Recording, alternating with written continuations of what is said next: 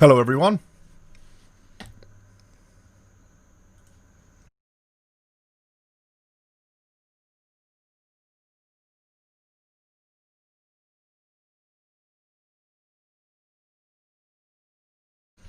How you all going, guys?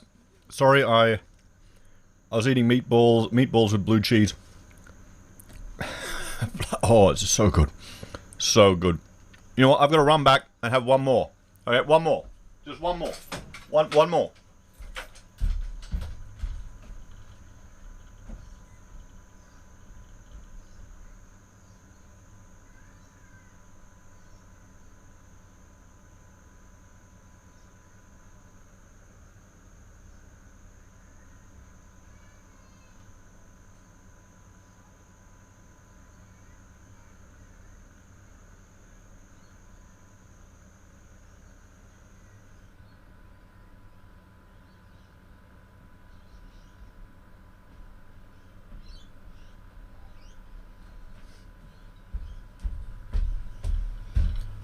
Yeah, so I've just brought down more food. So I thought I'd eat some. So I've got a nice blue cheese here with a meatball. Literally just a hunk of it. Oh, it's good. It's really good. Yeah.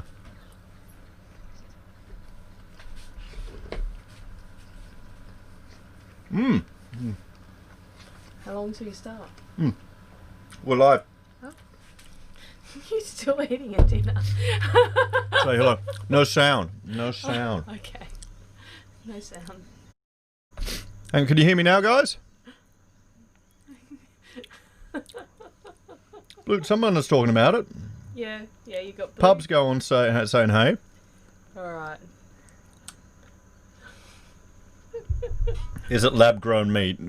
F no, mate. It's not lab-grown meat. It's Meatballs. Oh, it's Garlic meatballs. garlic meatballs, and then a nice hunk of blue cheese. You just slice it. Whoop. Hang on. And Florian's favourite, pickles.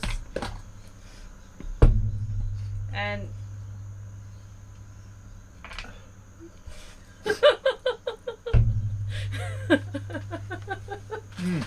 you're turning into a food channel.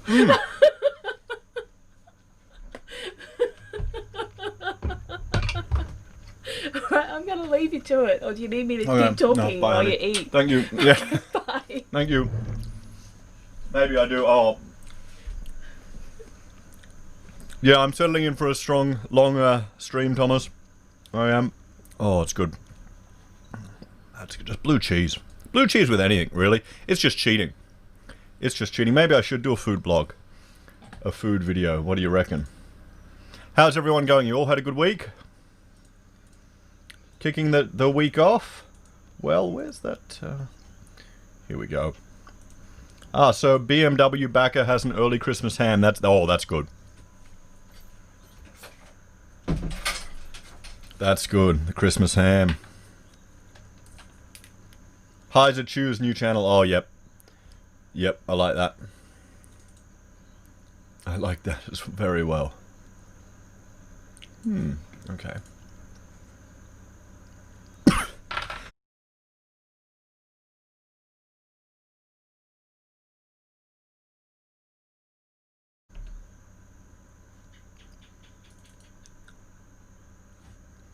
Okay, we'll look over that.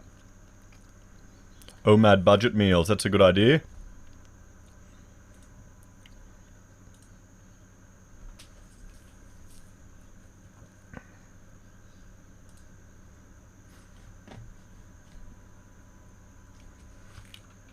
Okay, how are we all going? We all going good? Favorite smoked meat Heise? You know, we haven't really got into the smoking of meat much, to be honest. We haven't tried it. We want to get a smoker, but I mean, you can't really go wrong with it. Anything smoked tastes awesome. Is it soy meat? You know, the first time I had soy was I was working at Woolies, and I was on a lunch break, so I went and bought a like a carton of milk that I thought was normal milk, and it was soy, and I'd never had it before. Because being a normal masculine male, this is back before soy was a thing. It was a requirement, and oh, it was terrible. It was terrible. So let's have a look here. Nope. Okay. So let me just resize this, guys.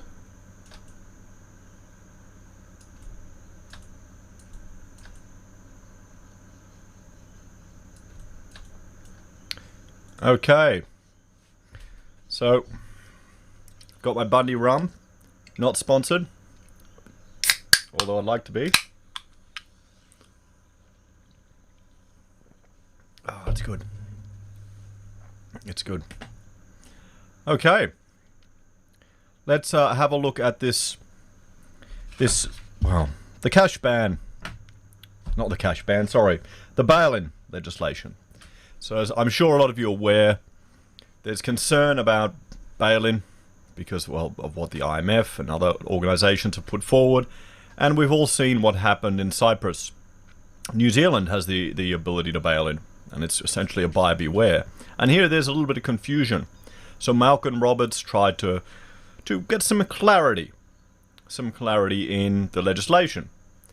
And, well, it hasn't got through, but to be honest, I'm surprised some non-One Nation people voted against it.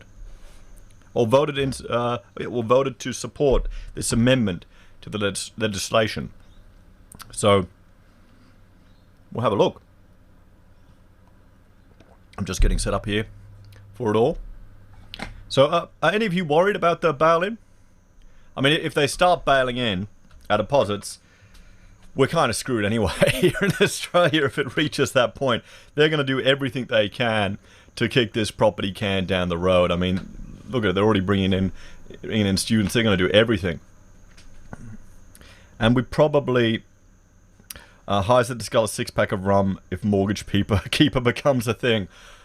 Oh, shit. You know, back in the day, I could do a litre of Guinness, but I'm 40 now. You know, nearly 40. I can't even do it. I couldn't do it. Maybe I should, but it'd be too much. Although these are premixed. These are cheating. You know, it's all quality controlled and everything. So let's have a look. Oh wait, happy St. Andrew's Day. They'll never take our freedom. Okay. Oh, thanks for joining in, guys.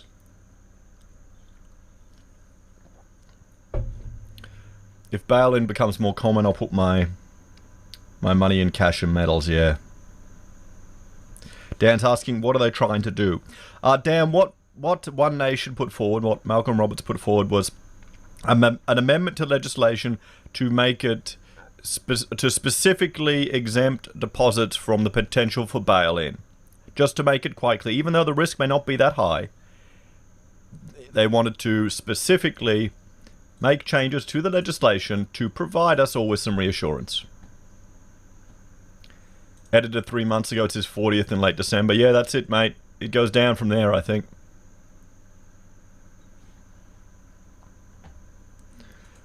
Crunchy's reminding us that they're letting everything up, doing everything they can to keep property going up. And yeah, it failed. We'll have a look here, because, I mean, we've got, how many people? 170 concurrent viewers right now. Wait till you see how many are in the house. Guys, wait till you see how many are in the house. So, I'll start playing this, and we'll listen to Malcolm's speech and a few others, and then the vote, and I'll drink rum and eat meatballs while we do it. Thanks to my fantastic wife. It's a good life, I tell you. I'm doing really dodgy carnivore and keto at the moment because I'm cheating because chocolate's getting back in, and of course rum is not keto, but you know, eating a meat-heavy diet is awesome. Life's good. Okay, here we go. Standing in relation to timing, Are you hearing that, guys? The chamber that apparently the agreement I'm not. was that.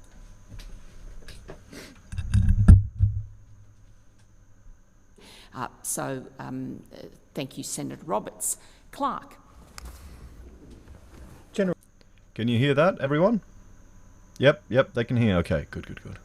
Why is it playing through this bloody thing? Oh, well, that's fine. That's fine. You're hearing? Is the sound good? Better have a rum before we get started. Drink responsibly, particularly when you're watching political debates. excessive drinking might make them start to sound like they're making sense. Or, might make certain politicians appear attractive. Business Order of the Day 51, Banking Amendment Deposits Bill 2020, second reading debate. Senator Roberts. Thank you, Madam Acting Deputy President. As a servant to the people of Queensland and Australia, I proudly ask for the Senate's support for the Banking Amendments Deposit Bill 2020. It's commonly called the No Bail-In Bill or the Anti-Bail-In Bill. Our purpose is to keep people's money safe and to keep the banking system safe. So let me first explain what is a bail-out and then a bail-in. Before we go any further, guys, how many of you have heard Robert speak before, just in other talks and things? How many of you, remember the 90s when everyone just hammered One Nation, and are finding that some sensible stuff coming out of them more and more? Maybe we're just all getting older. Maybe I'm just getting older. Coming all grumpy bastard. But he's good. I like him. I like what Malcolm has to say. Bailouts have been used during financial crises when banks get into trouble and are a lifeline of money from taxpayers to banks to keep banks afloat. Governments act as a conduit from taxpayers to corporate banks, even when the banks got into trouble due to their own greed, recklessness or stupidity. In times of profit, it seems that banks are capitalists, and in crises, banks are socialists. He's right there. It's capitalism for you, socialism for everyone else. There you go. International Monetary Fund and G20 rules now, though, prevent taxpayers' money being used to save a bank. Instead, requiring that rescue funds must come from shareholders and from depositors, a bail-in. And here's how it works. Literally, banks steal the money in retail deposit accounts and use that to save themselves. In exchange, depositors get shares in the bank. The shares are then suspended from trading because the bank's shares are worthless pieces of paper and will remain so for many years. Well, we're unsecured creditors to the bank, that's the thing. Hopefully at least this has woken up a whole lot of people, has made them more aware, and these type of things that are coming through. I'm hoping people are becoming more politically active. Now, retail deposit accounts are the bank accounts of everyday Australians and small and medium-sized businesses. This is money taken from these accounts which people need to pay bills, buy stock, pay the rent and pay staff. Gone. Oh, thank you for the super chat. Tharg1, I appreciate it. I will have a piece of blue cheese to respect your request.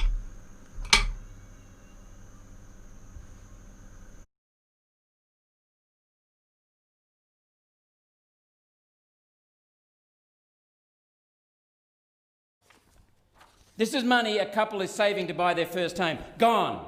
This is money retirees cashed out of superannuation and is needed to live on to buy food and clothing and pay bills. Gone. Gone overnight. And Reserve Bank figures show now that $1 trillion is available to be taken in a bail-in. That's what the Liberal, Nationals and Labor parties defend when opposing my bill. They defend stealing depositors' money. So next I'll share a letter from a constituent, Peter Thompson, last week. Quote, as a self-funded retiree, I shouldn't be lying awake at night worrying how to safeguard my deposits from bail-in by predatory and profligate banks. However, I am. Oh, thanks for the super chat, Luke. I'll have a shot of rum. Any excuse. I have Greek friends who lost most of their saving in the Greek bank bail-in. I don't trust APRA nor the Treasury to protect my interests, and certainly don't trust any bank. We need a people's bank now. What can I do to protect my bank? Yeah, right, it was Cyprus, wasn't it? Didn't I say that? But I mean, there'd be a lot of Greek people that were investing there too. Deposits. Withdraw cash, which by design is getting harder and harder to do, and take the risk of it will be stolen by more obvious thieves. One can't buy property or land with the Australian real estate market in radical downturn. I want my deposits in a bank. Your Banking Amendment Deposits Bill is a vote winner. It will give Australians, many of whom have no idea of what bail-in entails, an opportunity to understand and take action to prevent their savings and create confidence in the system. End of quote from Mr. Thompson. Thanks for the super, Advanced Dad. It's bloody good cheese from Aldi. Cheap too. And thank you very much, Peter. Creating confidence in the banking system is exactly why I have proposed this bill. And by the way, the public understands that the government's cash ban bill is designed to force everyday Australians to keep all their money in the banking system to make a bail-in much more effective. Now, I got a message from John Adams today, and he was saying that he'd contacted, who'd he contacted with? Hang on, I'll read you the message. It's regarding the cash ban. Now, he was in touch with, where is it? So Nassim Kadem from the ABC reached out to Minister Sukkar about the $10,000 cash transaction ban. He refused to rule out coming back to the legislation. She is convinced that the government hasn't dropped the legislation and that they will return it back in 2021. The entire effort of the government policy is for Australia to go cashless. So she's not very confident about Lewis's article, and well, my response to that is we need to remain vigilant. I think people are quite happy that you know, we got some traction there, and it just needs to keep going. It just needs to keep going. So there we go. Oh, thanks for the thanks for the steak, mate. Appreciate it. Thanks, Thomas. So Labor, Liberals and Nationals passed the cash ban bill through the House of Reps and are now terrified of the public and backbench backlash if it enters our Senate. The next point is that the public understands our real estate prices are the third highest in the world. The public understands that the government's COVID restrictions are destroying small and medium business and the ability of those business owners and their staff to service their mortgage, loans and credit card debt. In fact, there is a sleight of hand going on here. A handful of large retail businesses, telcos and internet-based companies are doing better than ever, while hundreds of thousands of small and medium businesses are doing much, much worse. The effect on the economy of the government's COVID restrictions is much worse than the headline figures.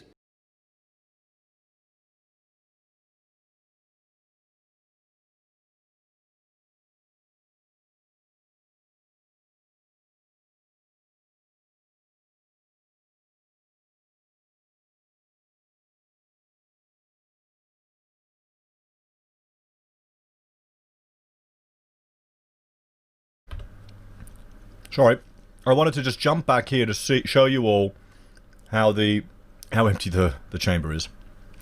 Sorry, I had the sound off because I was eating meatballs. So professional here. Thanks for the super chat, Sexy, asking, you know, will our deposits be safer for bail-in in credit units instead of banks? I mean, if we get to the point where they start bailing in the banks, we're in a lot of trouble. We're definitely going to be in a lot of trouble. It's not something I'm particularly worried about. I think if that happens, then we're kind of screwed anyway. What I'm concerned about is that it's such a simple change that Roberts put forward could have provided safety to all of us and would have closed a potential avenue in the future. That's why. So, Muzzle wants to keep it all in PayPal. Mate, it depends if you trust PayPal as well. I mean, if you're not in the correct political ideology, they'll just cut you off. So they're even worse than our banks, to be honest. You know. So let's see how Malcolm keeps going. But look at the room. Look how empty it is. We've got right now 233 concurrent viewers. We've got more people watching this live stream. A bald guy in Queensland drinking rum and eating blue cheese and meatballs, which is probably the best thing to do on a Monday night, than in the Senate. You know. Oh, and the troops in the streets bill. Yeah, I've spoken about that before. Yeah, I mean, of the government's COVID restrictions is much worse than the headline figures. And yet state governments recently doubled down with more lockdowns, more restrictions, more destruction of wealth and more unemployment amongst small and medium businesses. So the public are responding by removing cash from the banking system at an alarming rate. $20 billion in notes have gone missing in calendar 2020. Cash is being stashed under beds, taken out of banks, out of the system, and stashed under beds. Now, my bill is an opportunity to restore confidence in the banking sector. It's an opportunity to attract deposits from other countries where bank deposits are less secure than ours. We could be a safe haven for legal investments in our banking sector, money that isn't coming for once from the taxpayer. Why shut that down and make banks even more reliant on the government for funding? What a missed opportunity that will be for our banks and for their customers. The Liberal, National and Labor parties now have a chance, though, to stand up for everyday Australians, to protect bank deposits from being bailed in. The response from these tired old parties? Denial. We're told that this bill is not necessary. We're told that the law does not allow for bail-in. And I ask all Australians to listen more closely. Listen for their proof. Listen. There is none. No legal opinion, nothing but bland assurances from self-interested public servants, hoping that constant repetition will fool the public. It probably will, though. Constant repetition probably will. I mean, how many people have never heard Malcolm Roberts speak before and only get the sound bites from the media or their, how many people have a biased and completely just news-directed opinion of one nation? At least now we have the opportunity to see this ourselves directly and to engage with it. And then more people, I'm hoping, will get interested and involved and will start looking at things and thinking, okay, well, that sounds reasonable. Ben's asking, is this true? What do you mean, Ben? What's true? That it's gotten through? Yeah, it has. Or is blue cheese excellent? That's certain. Here's my argument. The Crisis Resolution Powers and Other Measures Act 2018 that was passed in the dead of night with just 7 senators present uses weasel words to hide the reality. The wording does allow for the banking regulator, APRA, to instruct the banks to bail in retail deposit accounts. The wording does allow for the banking regulator, APRA, to instruct the banks to bail in retail deposit accounts. The protections that the tired old parties rely on for the supposed opposite case are contained not in the Crisis Resolution Powers Act, but in the Banking Act. That's what they rely on. Their argument is a nonsense because the emergency provisions powers in the Crisis Resolution Powers Act override the everyday protections in the Banking Act. Override them. That's why the government has an Emergency Powers Act, to provide extra powers in an emergency. Now, this is not just my opinion, it's the International Monetary Fund's opinion. Quote the IMF, the new catch-all directions powers in the 2018 Financial Sector Legislation Amendment, Crisis Resolution Powers and Other Measures Bill provide APRA with the flexibility to make directions to the banks that are not contemplated by the other kinds of general directions listed in the Banking Act. That's it. Goes on, APRA's direction powers are a key element in the resolution process for a distressed bank. APRA could order a bank to recapitalise using the funds of unsecured creditors. End of quote. The IMF goes on to define unsecured creditors as shareholders and retail depositors. Here's a question though, guys. Do you think APRA would dare to allow this to happen? Do you think any political party would allow it to get across the line? I mean, that's the only hope we can have, that their own self-interests in getting across to the next election could protect them, but then again, they don't even need us, do they? I mean, it's such a simple change that he requested. It's such a simple change. Liberal MP Tim Wilson, chair of the House Standing Committee on Economics, has admitted the Crisis Resolution Powers Act does allow for bail-in. Liberal Senator Amanda Stoker, in a letter to a constituent, admitted that legislation allows for bail-in. Yet their party bosses say the complete opposite. And why would they do that? Well, the answer is yet again because of our international obligations. The G20 and the IMF have dictated that taxpayers' money can't be used to rescue a bank. The tired old parties know that letting unelected bureaucrats in New York and Brussels and Geneva tell Australians what to do in a crisis does not pass the pub test. So the tired old parties hide the facts and contradict reality using weasel words. Could I I'll put my tinfoil hat on here. What if they've got this in place? They don't want to change it. We're getting the cash ban in next year. You know, they'll bring it back. Because they want people to feel like their money may be at risk in the banks, even if it isn't. So people put it all into property. So it all goes into property. What do you reckon? Everyone? Do you think that could be it? Or am I just jumping at have I been drinking too much rum and eating too many meatballs? Could that be it? All comes back. Remember, it all comes back to property, guys. This is Australia. That's it. That's it. Every conspiracy theory just has to go back to property. It's instructional to note that New Zealand's response to the same IMF and G20 instruction is to do the opposite of what our government has done. The Kiwis dutifully wrote their bail-in laws and made them honest and transparent. If a bank fails, the bank closes, pays off its debts using depositor funds, and then reopens the next day. Depositors can access what remains of their money, if there is any. Now, I'm not suggesting that the New Zealand model is better. More honest, yes. Better, no. There's a simple solution for bank failures. When a bank fails, the government could issue bonds.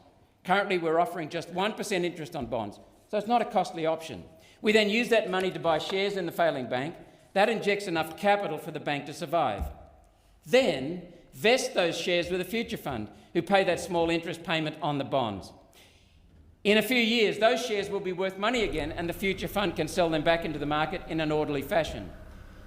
In this simple one nation bank survival plan, taxpayers' money would not be used to save the bank, so our IMF and G20 masters should be pleased. He's talking logic. Get him out. Yeah. Oh, well, don't worry. No one's in the house to hear it.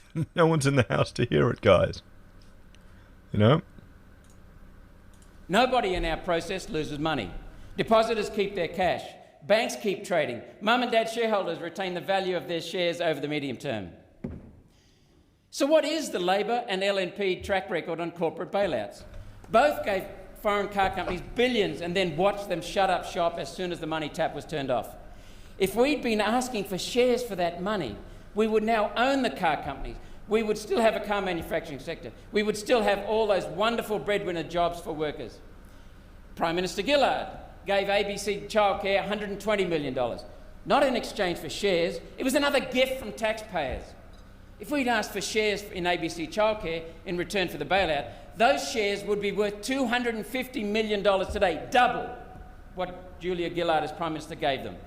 Our response to a bank failure should not be go and steal it from customers. Our response should be to use capitalism to fix crony capitalism. Now, Labor is having a lot to say about their financial claims scheme guarantee. The financial claims scheme guarantee will advance up to $20 billion per bank to protect deposits if a bank fails. So let's take a closer look at the financial claims scheme guarantee. The vast majority of the $1 trillion in retail deposit accounts is held by the big four banks. $20 billion times 4, though, is only $80 billion. The financial claims scheme guarantee will save less than 10% of bank deposits. The financial claims scheme guarantee is not active and is not funded. There's no money sitting there ready to go, not 1 cent. Should a bank fail, the Treasurer must issue a notice to activate the scheme. Yet the Labor scheme uses taxpayer money to bail out banks, so the Treasurer will not issue the notice because the notice would breach IMF orders. In the unlikely event of the financial claims scheme guarantee being activated, there's a second problem that Labor never discusses. Once the financial claims scheme guarantee is activated, APRA must liquidate the bank to get taxpayers' money back. How much does anyone think will be available to retail depositors if the bank is liquidated? And how long will taxpayers have to wait to get their money back from the liquidator? The financial claims scheme guarantee is worse than a con job. It will make things worse. Earlier, I said that once a bank fails, whether that failure is public or known only to the regulator, the Financial Claims Scheme Guarantee Scheme can be activated if the Treasurer so chooses. The whole point of a bail-in is to prevent a bank failing. This means the bail-in can only come first and will come first. Then if the bail-in doesn't work, the Financial Claims Scheme Guarantee triggers. 10% of bank deposits are saved and the bank is liquidated. This is what the Liberals, Nationals and Labor are relying on to falsely tell everyday Australians our money is safe. Yet the reality is it's not safe. Following the dictates of unelected globalist masters, yet again, is more important to them than looking out for the interests of everyday Australians. The government has advanced a criticism of my bill that the definition of retail deposit account introduces a different definition that is contained elsewhere in the Banking Act. This argument fails because the only place the phrase retail deposit account appears in the Banking Act is in my amendment. We did that deliberately so as to not interfere with the rest of the Act. Criticism dismissed, but questions about the government's competence and level of integrity asked. In concluding, Madam Acting Deputy President, at no time has the government, the Treasurer or APRA actually said they will not order a bail-in. These government agencies duck the question and say, APRA doesn't have the power. Well, Madam Acting Deputy President, my bill clears that up. My bill adds one clause to the Banking Act that simply says APRA does not have the power to order a bail-in. Yeah, that's it. That's the entire thing he's proposing. We went through it. We went through a video on that here, on the channel. It's not that much. You know? It's not that much, their interventions. The changes that they want to make. Seems quite reasonable, doesn't it? No other powers are affected. None. Passing my bill ensures everyone will read it the same way. So, fellow senators, let Australians know that our money is safe in a bank. Let Australians know that there's no need to... Richard's going, they want the option. Yeah, that's the problem. That's the problem. Oh, politicians don't want to contain the power they have. That's why when people are saying, "Oh, we're going to a gold standard's going to happen," I can never see it happening voluntarily, unless civilization completely resets. You know, literally, and I mean a real reset, not a hippie great reset. I mean Mad Max, and then rebuilding up from the end of the world. So yeah, where it's beads and gold. Because they want to be the heroes. They want to be able to print their magic money and come to the rescue all the time. Stuff cash under the bed. Even the Australian Banking Association, in its submission... Fallout reset. Yeah, Fallout reset. Said if there is any confusion about what the law actually says, then consider passing my bill. What a great idea. Let's pass this bill to keep people's money safe. Let's pass this bill to keep people's confidence in the banking system. But above all, let's pass this bill to keep people's money safe. Thank you. Senator Brockman. So there's Robert's speech. You know, and we'll listen to some of the others. Well, I have a bit more. Actually, I'm running out of rum. I better get another one. I better get another rum, guys. Mad Max sounds better than giving them everything and renting it back to... Well, I mean, how many people are renting everything anyway? Yeah, it's just getting worse. You know? So what did you think of his speech, guys? Before we go anywhere else. Good speech. Jeff liked it. Thank you, Malcolm. Good try. We need a Brutus.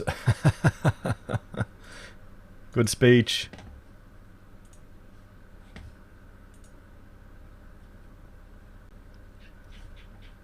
This debit system, debit base, decent speech. Seems sound. Can't ask for shares. Will become okay. Decent. Good try. 99% of the people ever know about it. Have you mentioned it to people about bail-in? They look at you shocked. You know? I own nothing and couldn't be happier not. Well, if you don't have any debt, you know, honestly, material things aren't the key to happiness. One way that they've got it right on the Great Reset. Obsessing about material stuff isn't the key to happiness, but I don't think those people in the videos are going to be the whole minimalist lifestyle. I think they'll still be chasing all the stuff from the neighbors. Okay, I'm going to get another rum. I'll come back and we'll listen to the other speeches.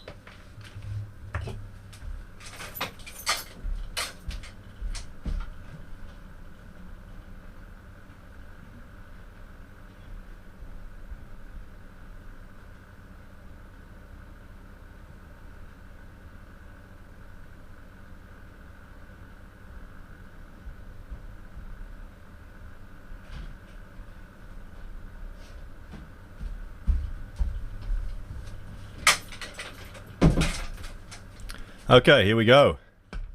Good stuff. Glenn's asking, how do we get to this to the public? Oh, mate, there's already been a whole drive and there's been a lot of engagement. So, yeah. I mean, a lot of people have been pushing it. You know, the Citizens Party, CC. North, Adams. Did it get on laws yet? Need to get some Sky exposure on it too to get more people involved. So, Muzzle asking if I've seen the pod people thing. Oh yeah, that's just, I mean, that's just shit housing. That's just glorified, you know, terrible bloody backpacker housing in San Francisco. That's just showing how terrible their cost of living are over there. Okay. Where's my Bundy?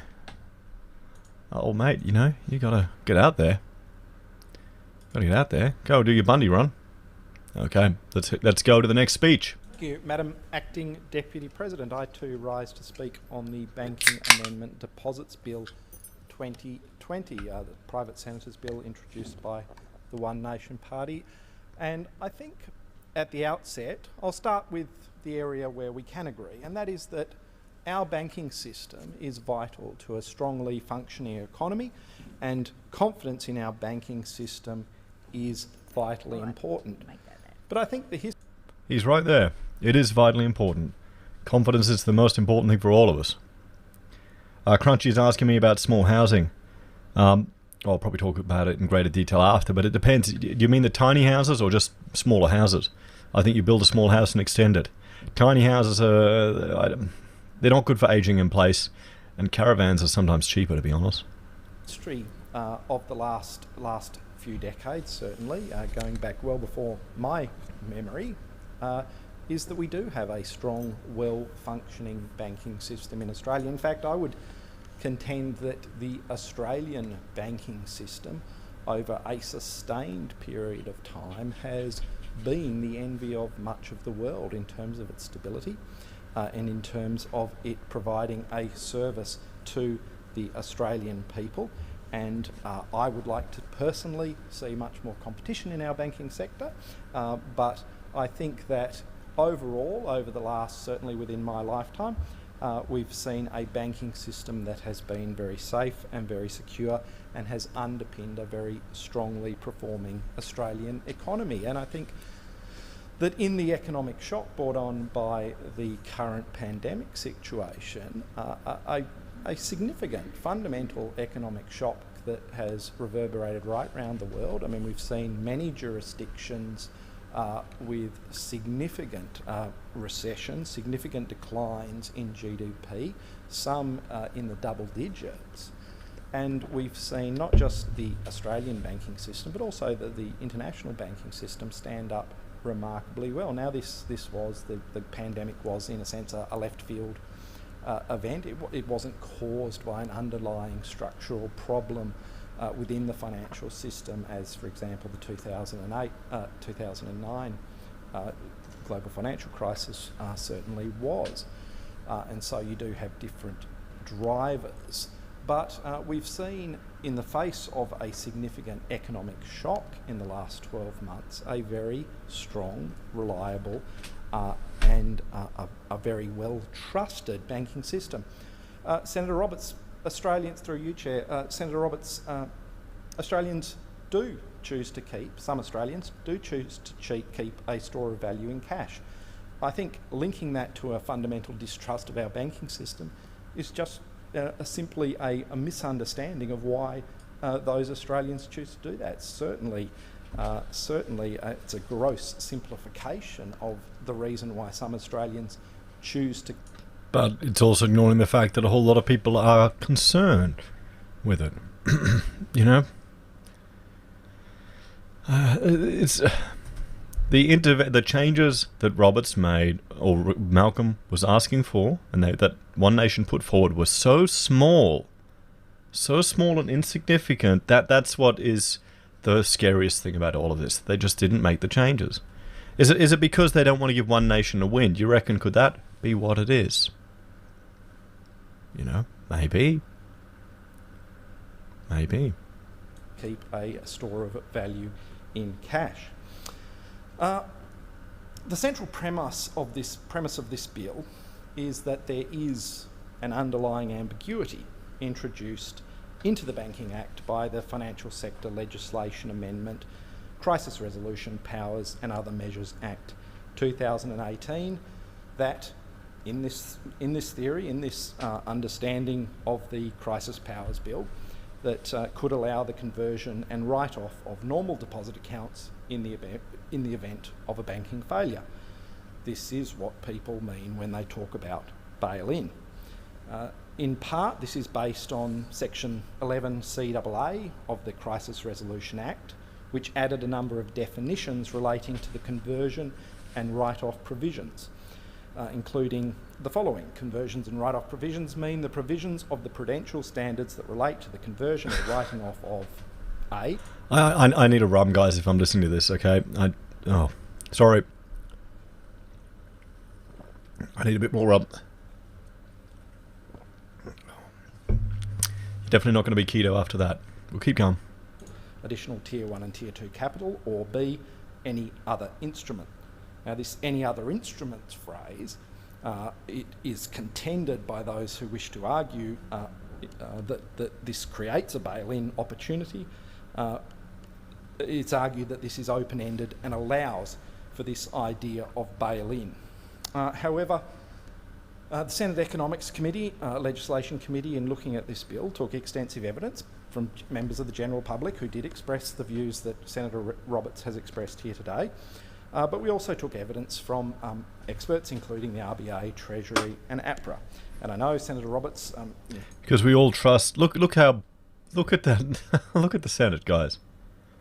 Look who's there. Roberts, Pauline... Is that Wong walking around? So busy, isn't it? So busy. You know? Wow. It's good to see our politicians there are all working so hard. It took some time to dismiss those views, but we do have a trusted banking system. We do have a number of independent operators within the system, independent regulators, and I think we do need to consider their words very strongly when we are talking about making... I'm sure they're watching remotely from home.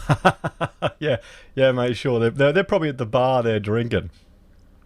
Changes to legislation in this area. And editor is happy that they're not sleeping. There's some pretty low expectations. I mean, how boring would it be? 7 hours of sitting there listening to some of these people prattling on. That evidence is very clear, that there is no ambiguity in this space in need of rectification.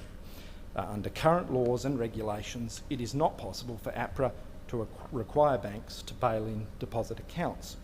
The Reserve Bank, APRA and Treasury all agree that the Banking Act does not imply that losses could be imposed on deposit holders or give APRA any additional powers that could be used to the detriment of retail depositors. Here's an idea. What about we make an amendment that means all members on the board for every bank are personally liable and all of their assets are stripped from them? How about that? Bit too old school? Depositors, in fact, are safeguarded under a range of protections. There is the Financial Claims Scheme, which the Treasurer may activate the scheme in the event that there is a bank failure. In the very unlikely event there is a bank failure. Upon activation, APRA provides depositors with access to their deposits within 7 days up to a $250,000 cap. I mean, honestly, they're going to do everything they can just to keep the property bubble going. And so much of the debt for these banks is tied up to property. I think the risk of a bail-in is pretty low. I think the risk is that they're just going to inflate away the value of all of our money to anything, that it might actually be better for us to have had a bail-in so that we get dodgy shares that we can't spend for 3 years, and they might be worth more than our crappy money inflated to nothing. But, you know,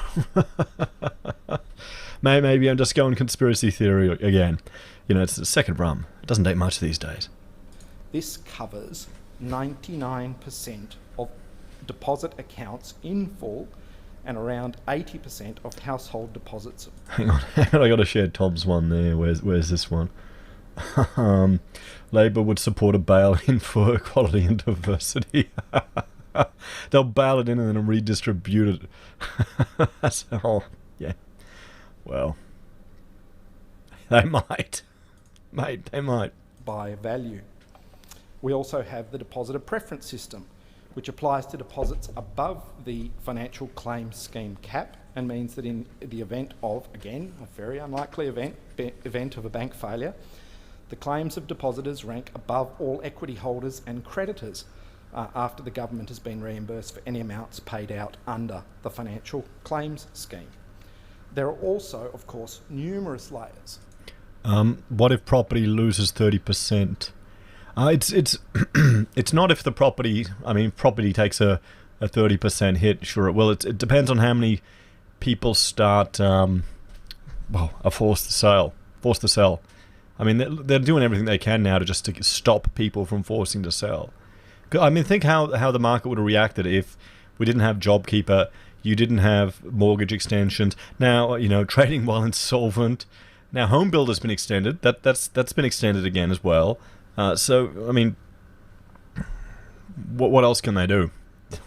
You know, they'll just start depositing money into people's accounts like nuts, won't they? They'll do whatever they can. But just think about it. If the politicians' jobs are on the line, what is the stupidest thing you could think that they could do to keep their jobs? And then let's imagine they're going to do that and double it. Maybe I'm getting too cynical. Maybe it's the rum talking, you know? Of prudential regulation and interventions APRA can make to resolve financial institutions in distress. Recapitalisation, statutory... Hang on, Dale's asking about the Perth Mint. I don't know if the Perth Mint's covered by this, mate. I don't know if it's covered by this. I don't think it is. I think it should be okay. You know, but a shovel and a backyard is safe too. Oh, there's risks there as well. Don't listen to me for financial advice. I'm an architect. Particularly don't listen to anyone who's drinking rum on YouTube. Come on, seriously. Management and transfer powers. Now, I do wish to go... Jean's asking why we're worried about it. Because it's such a simple change to the Act that they wanted to make to provide clarity and confidence to average people. And they could have done it. And they didn't. You know, that's why. Wouldn't take it much. There's a lot of bullshit legislation anyway out there. Into a bit more detail on this issue of any other instrument as set out in the Crisis Resolution Powers Bill. As a matter of law, the reference to any other instrument in that bill, in that Act, in paragraph B... Was he supporting the cash ban? Well, I will officially call the Baldy union and he will be kicked out. Make sure of it. He looks like a fake Baldy anyway. Of the definition of the conversion and write-off provisions cannot be interpreted to include bank deposits for the following reasons. It refers to provisions of prudential standards relating to the conversion or writing off. APRA's prudential standards do not require such provisions to be included in bank deposits. The prudential framework cannot be altered to include bank deposits because APRA is constrained by the objects of the Banking Act and any such attempt would be found to be invalid. Principles of statutory interpretation would require a court to view the general words to be limited to by the specific reference to additional Tier 1 and Tier 2 capital, and only instruments of a similar nature would fall within the general definition. And deposits, retail deposits, are fundamentally different to additional Tier 1 and Tier 2 capital. I just wish to quote from a letter from APRA, again on this issue, again for those members of the public who are listening to this debate, to demonstrate... That's us, guys. raise your stein or your beer or your coffee, you know. The level of confidence that they express in their position and the position of the government on this issue. And I quote, "It might be helpful to clarify a recent public misconception about the interaction between APRA's twin objectives to protect depositors, to protect depositors and financial system stability. APRA's financial system stability objective has been characterised as an alternative..." Pav is asking you to all this. Okay, so what's happened is there's legislation in place where under certain circumstances, certain money can be bailed in and converted to assets with the bank to bail out the bank. And there's a little bit of ambiguity in that it could lead to a risk of retail deposits. Now, he's saying how APRA, one of the regulatory authorities, saying that retailers shouldn't be worried. One Nation tried to get a amendment put in place that was a very slight change to explicitly state that retail deposits were excluded, and everyone else is saying it's not needed, so it doesn't matter, and it's failed.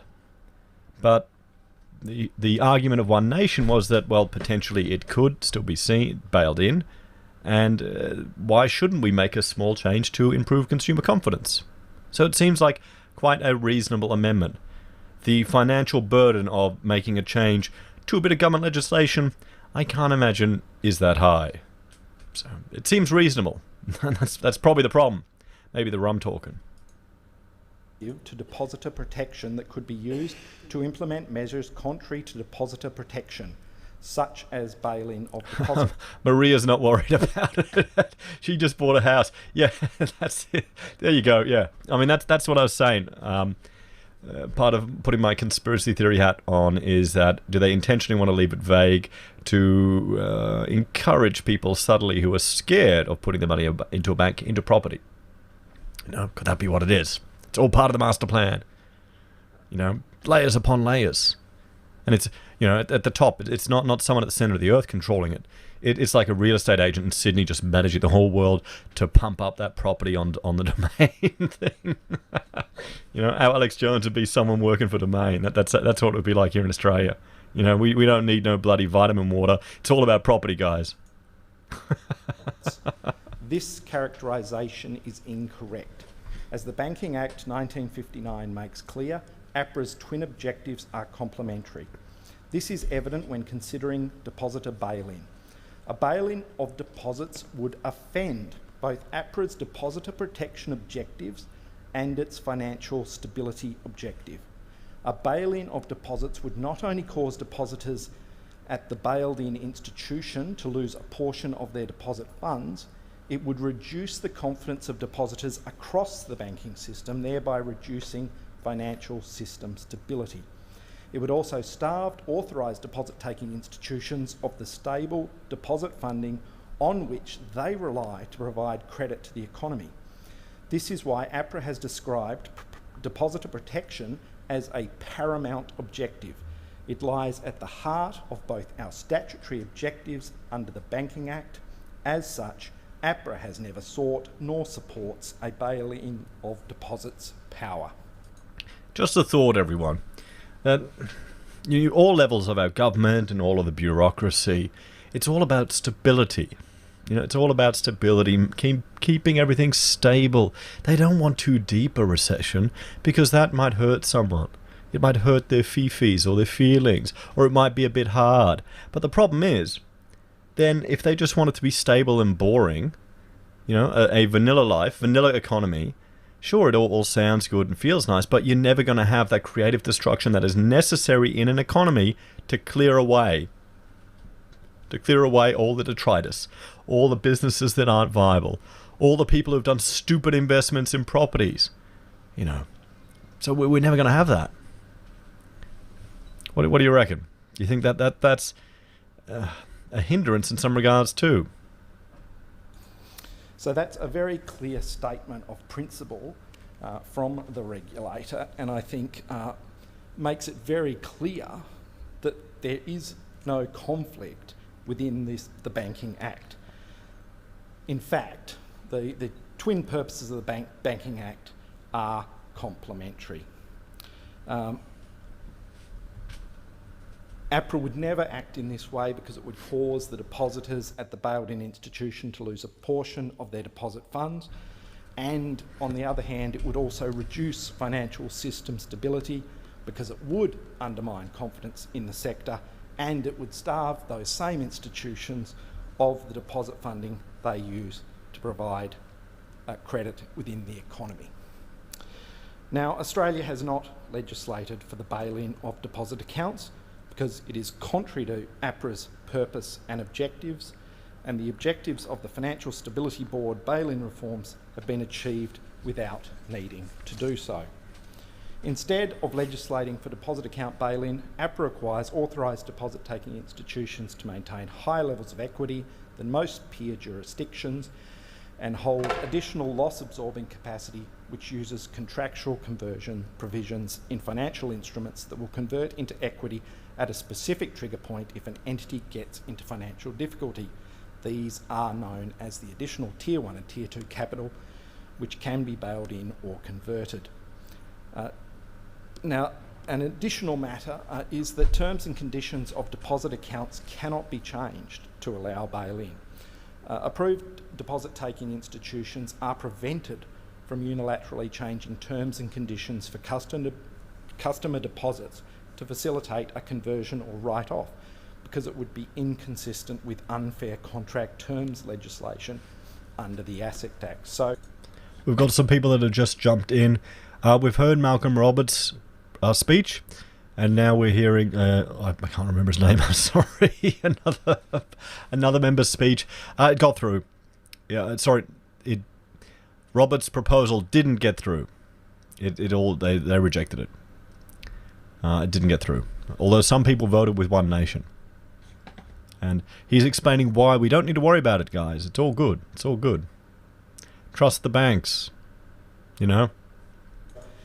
We see there that for a variety of reasons, this legislation is unnecessary, seeks to solve... His name is Phony Baldy. I'm so professional, aren't I? Yeah, a professional bloody job here, isn't it? Oh, boy. Yep. Phony Baldy with a green tie. Does that mean he's green? Of a problem that does not exist. And Senator Roberts, as he finished up there, well, then if it's if there's nothing to fix, then why not change why not? Netslave is asking if there's a bail-in risk. I doubt it. Honestly, I don't think there's a risk of a bail-in. I think if we start seeing bail-ins happen in Australia, we're all screwed.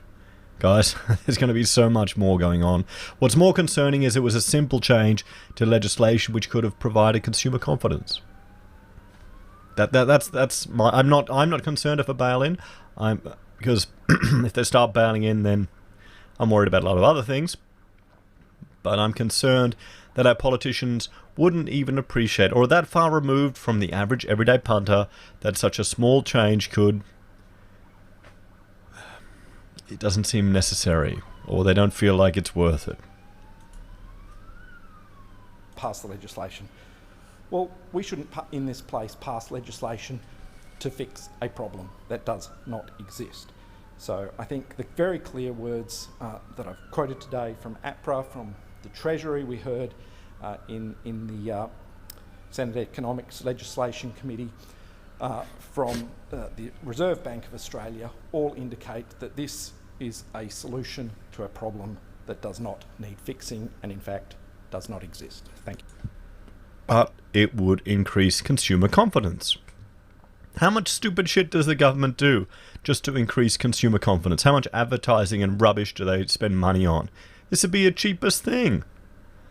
It makes sense. It's because they don't want to give One Nation a win. That's what it is. Liberal doesn't want to give One Nation a win. Labor doesn't want to give One Nation a win. You know, I think more and more people are getting access to these sources directly and starting to realise, okay, no, well, they seem to have the interest of the local punter in heart. you know.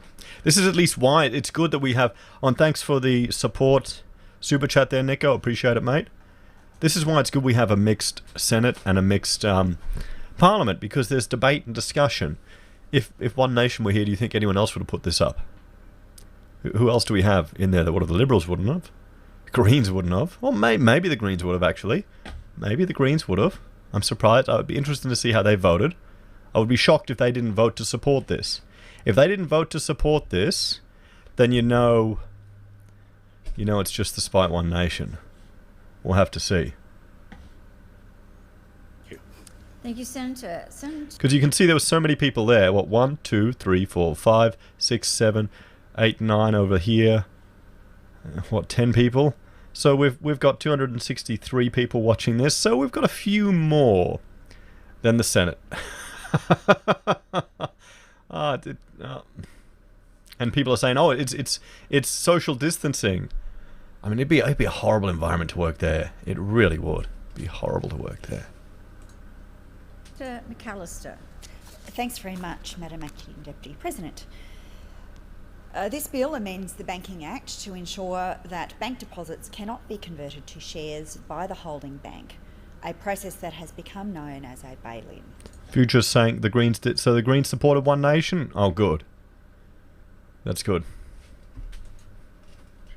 It would further prevent Commonwealth laws from authorising bail-in. Heise, where is Pauline? She's there. She's sitting in front of Malcolm. She's looking tired. Of deposit accounts. It's quite a technical bill, and it's unusual for technical amendments to banking legislation to become matters of public interest. And it's true that both this bill and the issue that it seeks to deal with are probably not on the radar of most ordinary Australians.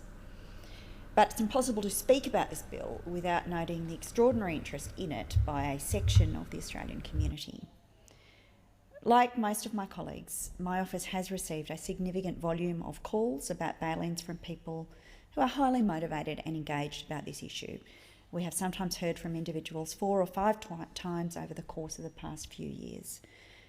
Regardless of the issue, it is always great to see community members engaging with the work of the Parliament, whether it is signing a petition, calling an MP or making a submission to an inquiry. And I'd encourage anyone who has taken an interest in this issue to continue to engage with these and the other issues that come before this place. We benefit from an engaged and interested citizenry. That's a good point. That's a very good point. Because it is encouraging that more people are taking a role in politics. It's the only chance we have of shifting the Overton window to a more sensible position. But, as I began by noting, it is unusual for a technical banking issue to receive this much attention.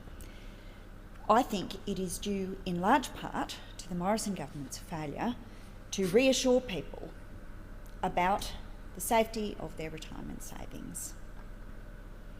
The government's mishandling of its own communications about this and other banking-related matters has given Australians unnecessary concern about the safety of their savings. It's worth considering the history of this issue. So concerns about bail-ins came to prominence during the global financial crisis. The events in Greece deeply unsettled many people, and Australians wanted to know that their life savings would not be used to underwrite. They keep talking about Greece, but yeah, what's Cyprus? It's virtually Greece, pretty much. You know, that part of Europe there. We can't expect an ALP person to know geography, can we? Or history, or science, or reality. Mistakes made by financial institutions. Australia's financial system made it through the GFC largely unscathed, thanks in no small part to the efforts of the Rudd-Gillard government, efforts that were often not supported by those opposite. And there were no bail-ins in Australia. So why are we talking about it now, more than a decade later? Because none of us trust you. None of us trust you. None of us trust the banks. None of us trust the political class. None of us trust any of the bureaucrats. That's why. We just don't have trust. Australians have lost trust in the institutions. I think around the world people are losing trust in the institutions, and I think that's a lot to do with what's coming out in the media, all the fake news and the BS. Because now we can see the edited clip that's put on the news, and we can see the full footage and notice, wait a minute, that's complete and utter bullshit, and how they're representing it. Then you start seeing it again and again and again, and then all of a sudden you start becoming quite skeptical about what's putting in front of you. That's why. Come on. The current set of concerns about bail-in seems to have come following the introduction of the Financial Sector Legislation Amendment, Crisis Resolution Power and Other Measures Bill 2017. And that legislation gave APRA the power to allow financial instruments known as hybrid securities. I think the government mishandled its own legislation and the debate about this legislation. It failed to properly engage with the concerns that many Australians had about... Wait, Tom's saying it's part Greece, part Turkey. I thought Cyprus was an individual country. Don't the Knight Templars run it? Or have I been playing too much Hearts of Iron? No, not Hearts of Iron. Crusader Kings, that's it. At the operation of that bill, and I think that... Wait, now some crazy lefty's going to see that and go, oh, look, the mask has slipped, quick. ...was a mistake. People are, of course, justified in wanting to have confidence in the banking system and in the security of their deposits. The callers to my office about this issue are not wealthy people. Many are Australians with modest backgrounds who have worked hard and lived careful lives so they can enjoy some measure of economic security as they get older. They are entitled to expect that the government provide them with that confidence. And unfortunately, the government's own actions mean that many Australians do not trust them to do the right thing when it comes to the banking sector and to retirement income policy. People can be forgiven for being suspicious of the Morrison government's approach to the banking sector, given its history on the issue. The government voted against the establishment of a Banking Royal Commission, not just once, but a staggering 26 times. And this was while Mr Morrison was the Treasurer and nominally responsible for Australia's banking and financial system. There has still not been a compelling or credible explanation proffered by those opposite for their opposition to the establishment of this Royal Commission. And it is certainly not justifiable in light of what came out during the course of the Commission. People across the country told devastating stories about mistreatment by the banks, causing physical, psychological, social and economic harm. The evidence provided to the Commission was overwhelming, and Commissioner Hayne noted that members of the public submitted more than 10,000 complaints about financial services entities by using the Commission's web form. In addition, there were many thousands of telephone calls and emails to the Office of the Royal Commission. And it's understandable, then, that people may be suspicious of this government's bona fides on banking policy, given the lengths they went to in this Parliament to prevent this Commission from being established. What have they done since the Royal Commission ended and handed down its report? After receiving the Banking Royal Commission's final report, the Prime... Wow, look how many people are there. Is that Philip Lowe in the background?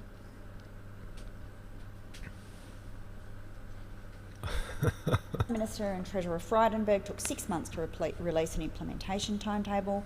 1 year after the report was on their desk, the government had only completed just six of the 76 recommendations made by Commissioner Hayne. Labor was disappointed by the government's decision to further delay implementation of the Banking Royal Commission's recommendations. These are important reforms, and they should have been prioritised by this government. Not only has the government dragged its feet in implementing the recommendations of the Royal Commission, it has now broken a promise. Responsible lending laws are a key part of the protection for consumers in our financial system. They help ensure that people are not taken advantage of by predatory lenders and saddled with debt that they cannot possibly repay. Retaining responsible lending laws in their current form was the Royal Commission's first recommendation. The government agreed to this recommendation, and Commissioner Hayne himself described them in his report as critical in ensuring good faith negotiations on loan products between banks and customers. The Morrison government has announced its intent. Is she just trying to politically point score against the Morrison government when hardly anyone's in the chamber, no one's paying any attention, and the concern is with this one change to the legislation to ensure retail deposits are explicitly protected and to provide public confidence in that fact, even if it isn't necessary? Is this what she's doing? Is she saying anything useful? I bet you she believes in the wage gap too, hey? To repeal responsible lending provisions. Now let's be clear. There is no good evidence that repealing responsible lending provisions will help boost our economy. There is plenty of evidence that this will harm vulnerable consumers. Why are we talking about responsible lending provisions when that's got nothing to do with this? Okay. At least we've got a debate about the Turkish-Greek war going on. There's for the gamers out there, guys, you know, Steam Summer Sale or Green Man Gaming's, jump on now. I got Crusader Kings 3 quite cheap. Quite enjoy those games. Financial Counselling Australia are on the record as saying removing responsible lending obligations will free banks up to aggressively push credit onto their customers. And they're not alone in having that concern. Recently, more than 200 community groups and financial experts wrote to parliamentarians arguing against the repeal of responsible lending. David's got the same concern I have. This is what I think is more likely. They're going to piss away the value of our money in inflation, just inflate it away. That's what I'm concerned long term, much more than any bail-in. Provisions. So now we have Mr Morrison opposing the Royal Commission as Treasurer, delaying implementation of the recommendations as Prime Minister, and now backflipping and removing key consumer protections, having been re-elected. You can understand why people might be suspicious of them. Oh wait, so they are social distancing? You'd hope so, or they're all lonely losers without a partner up the top. Morrison government's banking policies. You can also be forgiven for being suspicious about the Morrison government's approach to retirement savings, given its history on the issue. Australia's retirement system is often described as having three pillars: superannuation, the pension, and independent savings. Well, what has this government done to each? The Coalition has... Why is she talking about shit that isn't relevant? Has she mentioned anything about this proposal? At least the other guy was talking about the explicit proposal and had comments and specifically addressed it. She's just prattling on about other things. Lucky I've got rum. You know, let's see if we pan over, and if Malcolm is fallen asleep, I wouldn't feel bad for him. You know? Come on. See, podium time, yeah. Do they get paid by they probably get party points. You know, they get party points, you know? Oh, wait, I figured it out. Labour probably needs to have a certain number of minutes of women in political power speaking so they can meet some bullshit criteria somewhere to tick a checkbox. What do you reckon? What do you think? So she gets to prattle on. A long track record of undermining Australia's superannuation system. The then backbencher, Mr Abbott, described compulsory superannuation as one of the biggest con jobs in Parliament back in September 1995, and the Coalition is still at war. Yeah, I don't like compulsory super. Yeah, so... that's it. Let people save their own bloody money. Why don't you just increase the tax-free threshold, get rid of super. Boom. Then make the funds, and the union-controlled funds, try and entice people to actually put money in it. They'd have to work a bit bloody harder if you weren't forced to put your money in there. But we can't have that, can we? How many people are tied up in it? How much money is in there? How many people are, businesses? You go from working in politics, you get a nice cushy job, or you just climb your way up. We need Kamala Harris in power. Rolf, mate, don't even joke, okay? Don't even, because we might have her next year in America, okay, mate? Seriously, it's going to be interesting. Where is our Kamala Harris? I don't know. With the superannuation industry. I think we've got some good Indigenous women running for Parliament. They're not getting in. Because aren't Labor trucking around buses of people anyway, dodgy things. Part of the government's response to the coronavirus-induced recession was to encourage workers to withdraw from their superannuation. It's the workers' money. See, this is the mentality. They don't think it's your money. This has come at a real cost to young workers aged 30 years old who... Well, yeah, let's see. I mean, we've got here Brendan saying he doesn't believe he'll ever see his super money. What do you guys all think? You think you'll see... I was approached by a self-managed super fund for sponsorship opportunities on the channel. And I haven't bothered getting back to them. But, I mean, how many of you are worried you're never going to get your super? You're never going to see it. Or you self-manage it. You know, I think a lot of people... I don't know. I know a neighbour, she took it all out. 10 grand, another 10 grand. Rented the house. Such a stereotype. Such a stereotype chick that just... money just flows through. So whenever I visit, when Rachel's over there, you know, I'm always going to... Does your father know? Does your dad know? Which is my age. Does your dad know you spent money on this? What are you doing? That's a mortgage payment right there. Retirement at age 95. I mean, I've had other mates who just... They haven't put any money or... They haven't invested through their super fund because they want to have control over it. They want to be able to access it if they need it.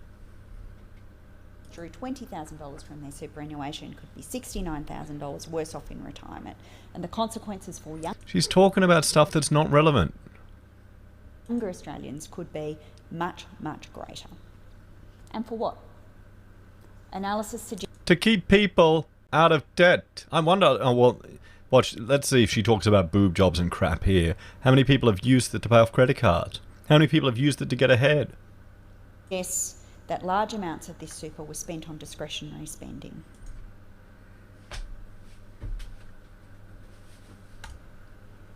At the same time, the government has been suggesting that it may not proceed with the legislated increases to compulsory superannuation. So we have this government telling... Because businesses have to pay it. It doesn't come from the bloody government, you idiot. Businesses pay it. Okay? Anyone in a package is going to... Their package, if their businesses can't afford it, their package will stay the same and just more of their money will go into super. If you're on the minimum wage, that, boom, you've instantly got a pay rise that you won't even notice. You know? Won't even notice. And then that will result in unemployment. People will find ways to offshore work. People to run down their super while at the same time backing away. A lot of people have bugger all in super. There's such a class divide here, really, in Australia. There's people that have stuff and there's people that don't. From legislated increase. Public servants want it. Yeah, of course. Oh, when I was in the public service, the amount of super you got and the Kucoin, all this other bullshit, I couldn't believe it.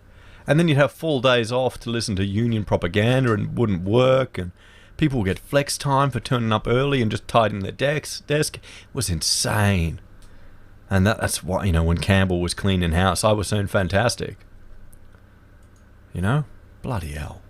To the super rate, that would help restore and rebuild those balances for a secure retirement. Well, what about the second pillar?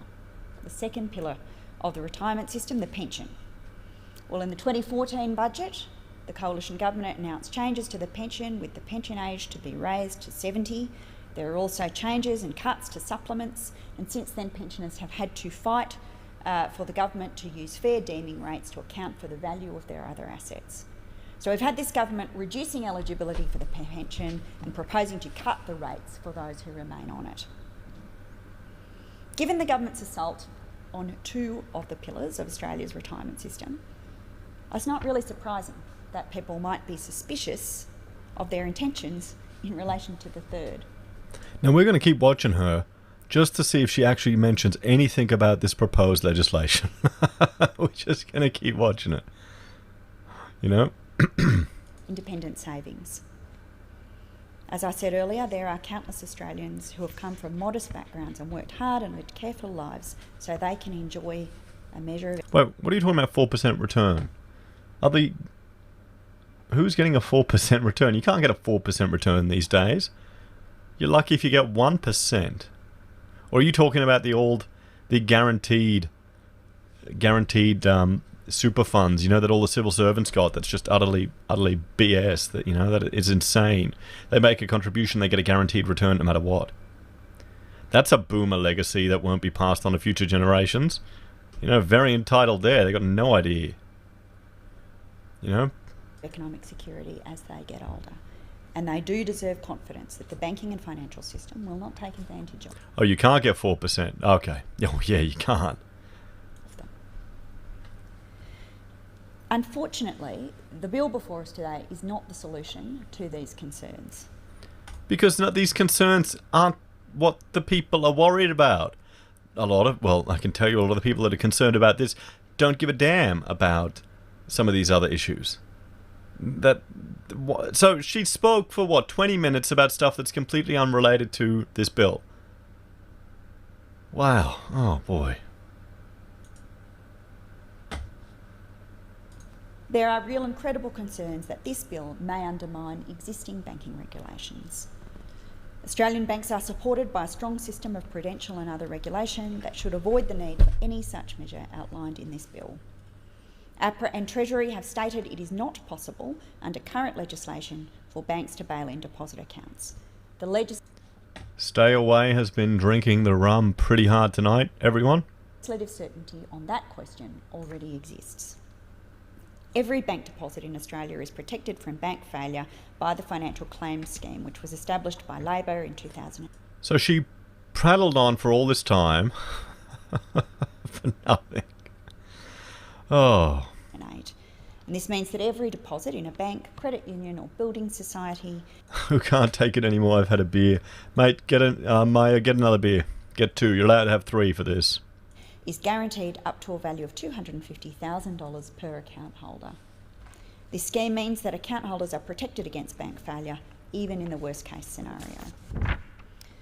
APRA regularly conducts stress testing of banks to ensure that they are ready for a potential crisis. Treasury has also expressed concerns that the bill introduces a definition of deposit account which is not then used consistently in potentially relevant places throughout the Banking Act. For instance, in the depositor priority provisions in section 13A.51(2.51. And this would introduce multiple definitions to capture a single concept in the Banking Act, which would risk introducing uncertainty regarding the interpretation of the Banking Act.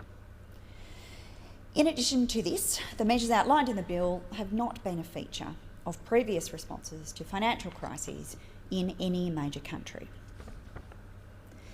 But the government does need to do a better job of responding to people's financial concerns. Our financial system depends on confidence, and the measure of interest in this bill shows that a portion of the Australian community do not have confidence. Oh, sorry, Crunchy, you can't post links. I've gotten too many bots putting spam everywhere, so I've turned them off. If you just mention it, people should be able to find it. You know? But, oh, okay, I'm getting tired with this. She's just getting brownie points with her speech. I mean, this is probably the biggest crowd watching this. This is probably the biggest crowd who's going to ever watch this. I would not be surprised. Except for reporters. That their savings will be protected.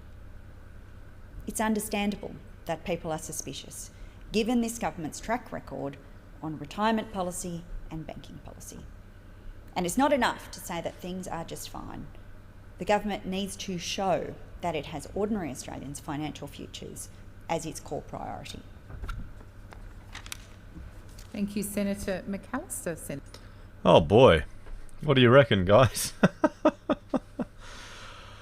Oh well, okay, that was a lot. Can you wake me up when she's done, mate? You can wake up now. I'm gonna have a bit of coffee after that. Okay. Senator Bragg. Thank you, Madam Acting Deputy President. Thank you, Madam Deputy President. Now, I rise to address this bill as well, and in doing so, I think it's always good to reflect upon what my good friend Mr. Paul Keating has said when he has said that banking is Thanks, Crunchy. the artery of the economy. And it is very important that we get banking and financial sector policy right, because ultimately the flow of capital and credit into Australian businesses is something which underpins our prosperity. Of course, you can't have a fair society unless you have an economy upon which to build it. And over the long run of history, our contribution to banking and financial sector policy on this side of the chamber is absolutely assured.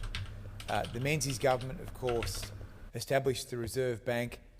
This Banking Act we're referring to today is an act of the Menzies government.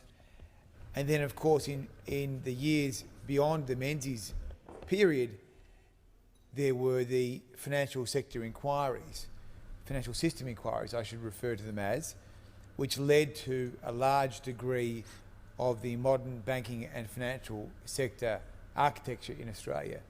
You start with the Wallace inquiry, you start with the Campbell inquiry. Hey, Florian, do you think we'll have negative rates before going cashless? Oh, I don't think cashless is even a point of matter anyway. It's just going to happen naturally in Australia. Cashless. Negative rates, we'll have to see. Our governor said it never happens. Why are you worried? They said it's fine. Don't worry about it. You know? Inquiry, of course, commissioned by John Howard and Malcolm Fraser. A lot of the recommendations, to be fair, were implemented by the Hawke government, and to their great credit, to their historical credit. Now, the entry of foreign banks and the like, I think, has ensured that there was more competition in the 80s, and then we fast forward into the 90s where there was the Wallace inquiry. Wallace inquiry, which was commissioned by Peter Costello and John Howard, looked at the standing of the financial sector in the mid-90s, and it recommended the creation of APRA and ASIC in the form of the Twin Peaks regulatory framework that you now see in Australia. Now, we had the financial crisis in 2008-09, and that effectively was a stress test for our banks and our financial sector. And I have to say, just as we have seen in this coronavirus recession, that Australia's institutions held up very well. Now, partly that is because of the Twin Peaks authority, or the breakdown of responsibilities between a conduct regulator and a prudential regulator. But also it is that APRA was established as a standalone prudential regulator, a regulator which was focused on risk, focused on governance, and as my colleague Senator Brockman mentioned, it is a regulator which really has two key objectives. And one objective is to assure financial stability, and the other objective is to protect depositors and policyholders. And that really takes us to the core of this bill today and reminds us again of what APRA is there to do every day as the prudential regulator. Now, APRA, of course, administers the financial claims scheme, and we all recall the way that the financial claims scheme was legislated by the Rudd government. Bag is banked by the banking sector. Okay. I'm not surprised. It was, of course, for a time, the Rudd government's policy that there would be an unlimited bank guarantee. Unlimited. And that caused enormous concern in financial markets and led to the freezing of non-bank investments virtually overnight, because you had a panicked response from an inexperienced person that had provided or claimed to be providing the world's biggest deposit guarantee, unlimited. And then that was scaled down to $1 million because, of course, the huge financial disruption that had caused to cash management trusts and cash-like investments was known. Ultimately, the financial claims scheme has been scaled to $250,000. Now that is limited to an institution.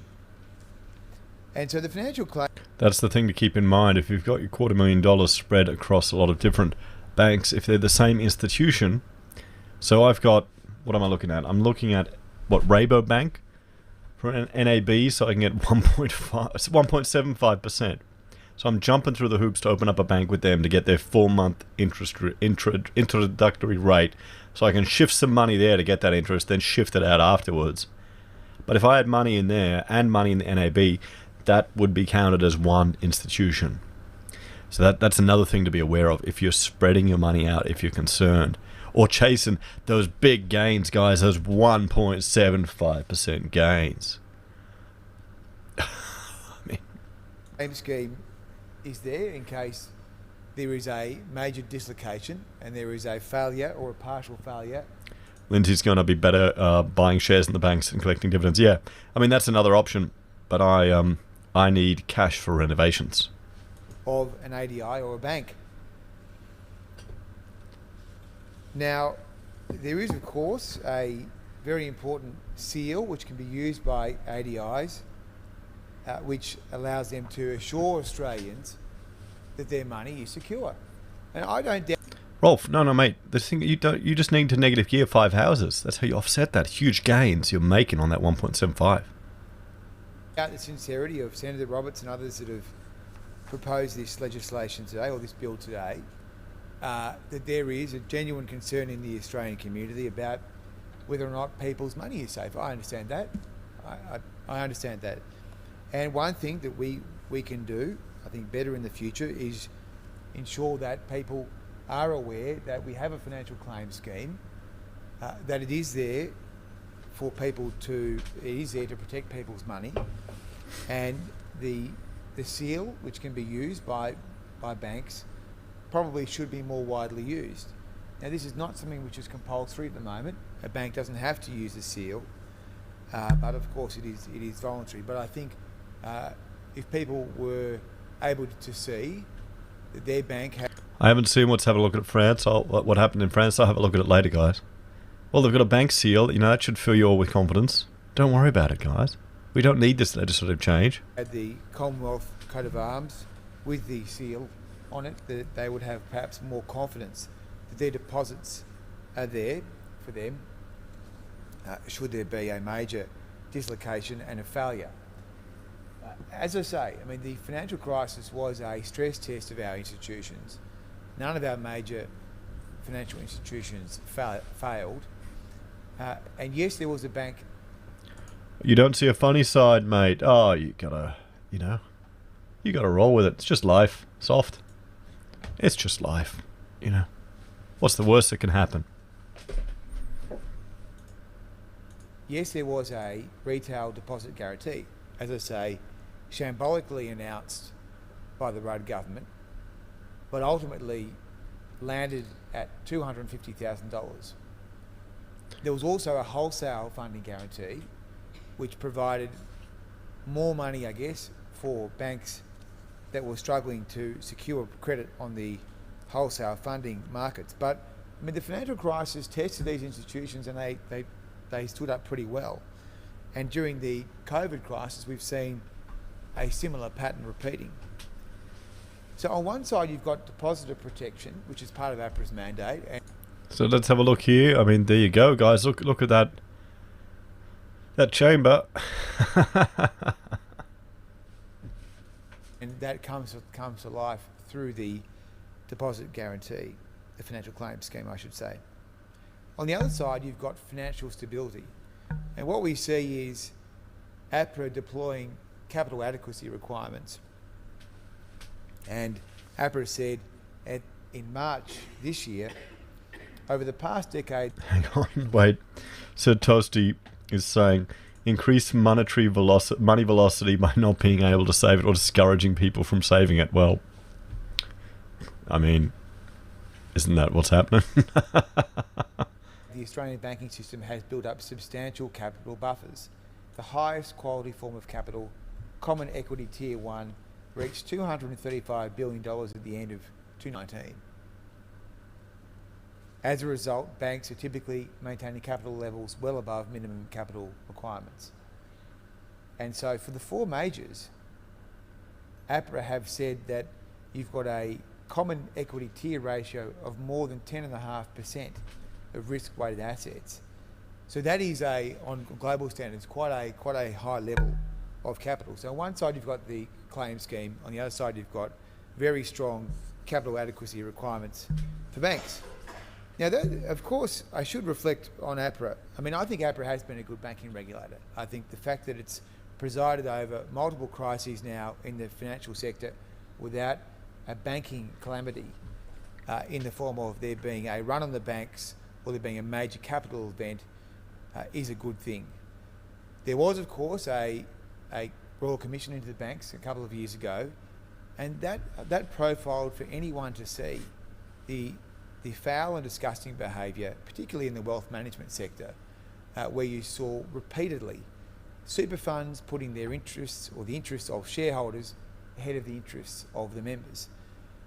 Now, a large part of the government's plan to adopt the Hayne Royal Commission recommendations really does go to tidying up a lot of the cowboy behaviour that you see in that wealth management sector.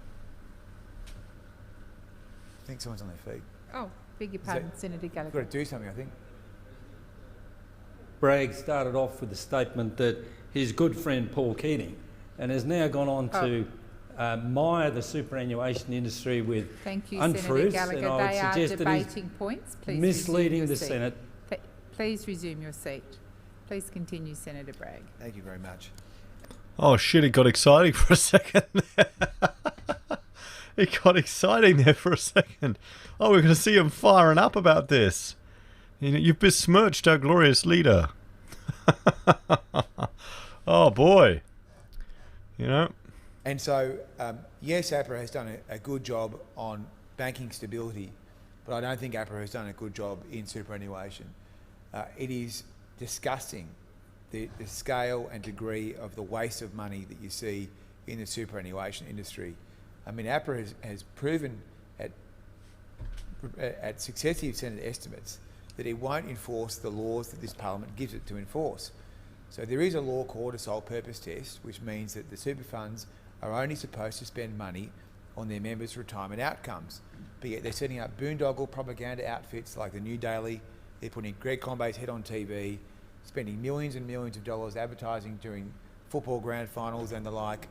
And all of this is vanity and power. And their job is to actually be there for their members. Their job is not there to run an agenda for the Labor Party or the trade unions or the banks or any other interest. The job of the super trustees is to work for the workers of Australia that put their money into these funds and have been treated very poorly for 30 years. So yes, APRA have done a good job on banking, but APRA has done a terrible job when it comes to enforcing the superannuation laws. And it's very important that this chamber, when it considers the budget reforms our government is pursuing, that we do give APRA more power, because the fiduciary duty they already have to protect members' savings, they're not using. So we are now going to give them a best financial interest test so that the super fund members know that their money is not going to be wasted on stupid things like newspapers which are used to attack political opponents or opponents of the super industry. He's got a point there. They are pissing money away on some stupid shit in these funds. Endless, vain advertising, as we've seen with Greg Conbay putting his own face on TVs, not to advertise a product, but to advertise politics and a brand. I mean, who... Yeah, well, that's, the union funds. You can think of any other lobby group that has spent $40 million. Yeah, is he talking about super when that... Well, I mean, come on. Labor prattled on forever too about all this stuff, so you can't blame him. Don't worry, guys. There's not much left. I mean, if you voted for Roberts and he's your senator, maybe send him a message going, I actually watched what you had to put up with in the Senate, and thank you for suffering through that for all of us. Thank you for suffering through all the bullshit that they put you through. Because, I mean, I don't feel bad for, they were showing photos of Palmer asleep in Parliament. Can you understand why? I mean, come on. Imagine doing this over and over again. Listening to this stuff. Oh. No wonder they're all having affairs and getting into trouble. Lobby group, as we've seen in the past few months, it really is disgusting, and it shows that the largesse of the super industry comes about because it is compulsory.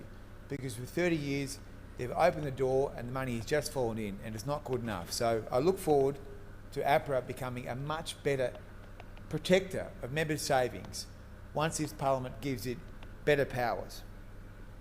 Thank you. Thank you, Senator Bragg. Senator Hanson.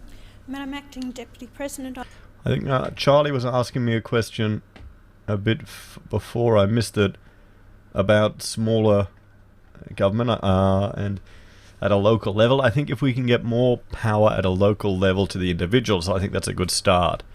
The problem is when government's so big and so far removed from individual people, you know, you're getting ruled over by people so far away. Uh-oh, Maya's running out of alcohol. Quick, someone do a bottle run. Okay, let's see how Hanson goes, guys. Let's see how Hanson goes. I move that the question be put.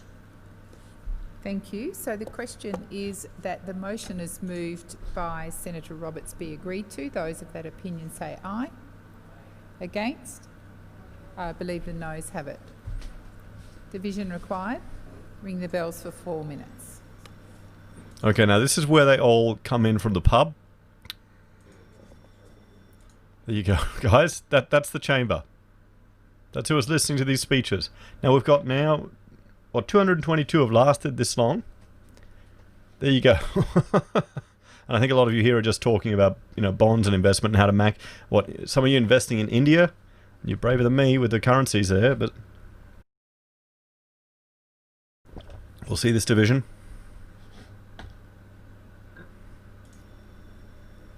Wait, they're still going in the Senate now. Yeah, I mean that's the thing. It's a long day. They have to work hard. I know everyone gives shit to politicians, but they do have to work hard, and it wouldn't be a pleasant working environment. What is Rolf? Are you investing in the Turkish lira, mate? Bloody hell, man! You're brave.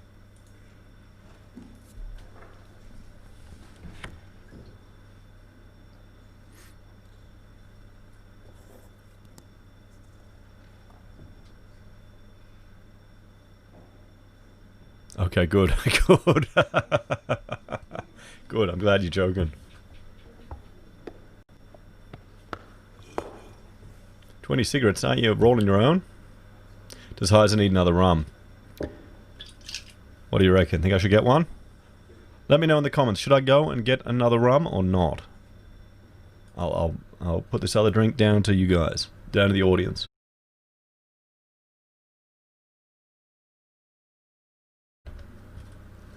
No.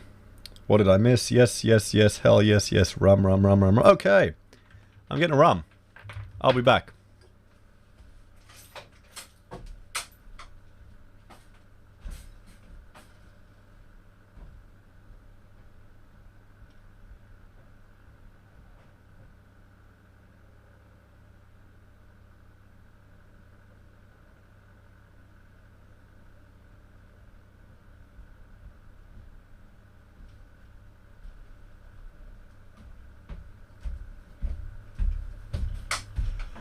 I've got some bad news, everyone. 6-pack's empty. And it's the last one. I've got the last one. And I'll be brutally honest, I've stolen these off my sister-in-law. They're her rum, so I've got to buy her some more. Oh, thanks for the super chat, Tom. I appreciate it. It'll go to me paying off my sister-in-law for the rum I've had. And Rachel's running up and saying that you're all a bunch of enablers. All of you are, which is fantastic. I mean, it's Monday night. Who doesn't have rums at Monday night? Who here remembers dollar drinks? I mean, on Thursday night, going out for $1 shots. I mean, that's how you did it. You get drunk on $20. Showing my age. Well, now I probably still can get drunk on $20 because I'm an old son of a bitch now. It doesn't take much. It takes 3 drinks here. Oh. What's this? Haven't checked your recent US videos. Looked at the homeless increase. No, I haven't. I'll have a look. And the food banks. I think they've been increasing forever, haven't they? Well, just look at South Australia. Every time power bills come in, they're all flooding the food banks. $2 spirits. Good old days, yep. What did I miss?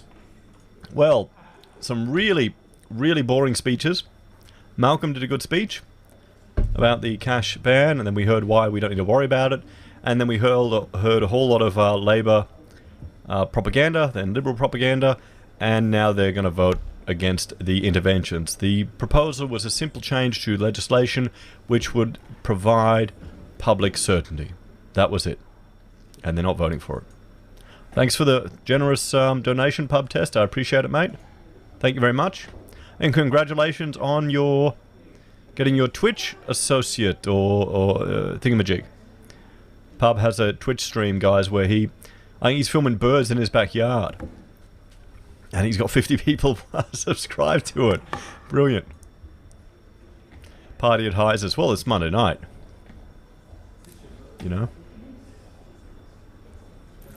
Muzzle, 26 millions of Americans will be cut off from unemployment. Oh, it's...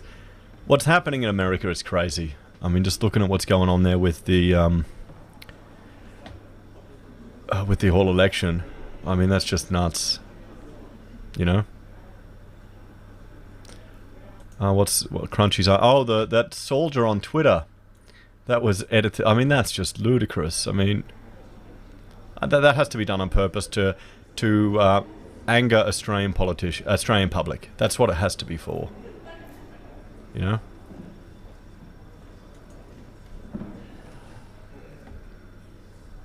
It's just nuts. First $2 man, Captain Drunk here. Good, good.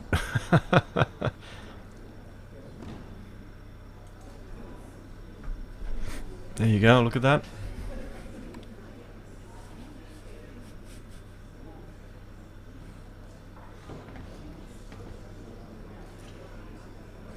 Australia versus China war. Oh, I hope not. I really hope not. You know? I've been reading too much Ordinary Men. Have a read of that book, guys. That'll, yeah. Particularly when you can relate in age to all of the police officers in that book. They're all my age.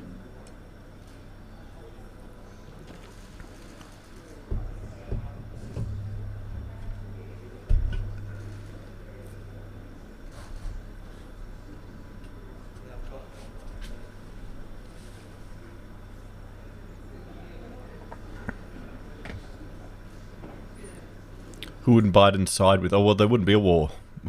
Biden's just... He's just going to be more of the same. There's going to be more drone strikes all over the world, isn't there? Is this them voting? Yes, Net, it is them voting. This is the vote. So you can see who's for and who's against. You know? Why are we not investing in nuclear research? Oh yeah, the Greens. There's actually a really good Thunderfoot video that just came out where he looked at people who were trying to take carbon out of the air and create diamonds, and he just smashes all over that, which is quite entertaining. Just came out today. Do people get paid to do this? Yeah, they get paid, you know, a decent amount of money. You know? Because, I mean, it's necessary. This has to happen.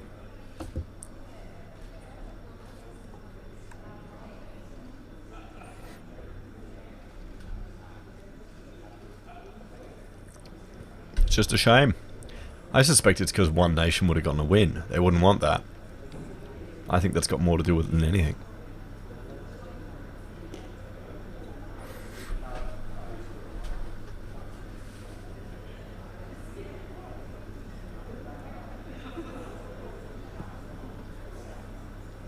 Stop the bells. So the question is that the Banking Amendment Deposits Bill of 2020 is moved by Senator Roberts be agreed to. The ayes shall move to the right of the chair, the noes to the left. I appoint Senator Hanson as teller for the ayes and Senator McCarthy as teller for the noes. Damien's asking how I'm feeling about gold. We might have a look at that after, eh, mate?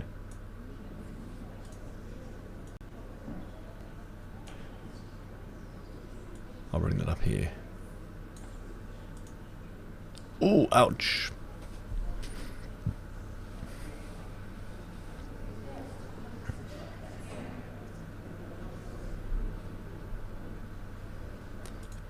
So they're all the nay people.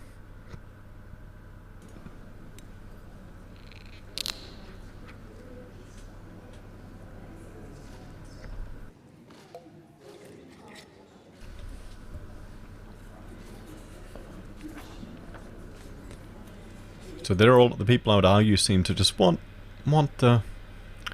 What little change? Want the status quo to continue.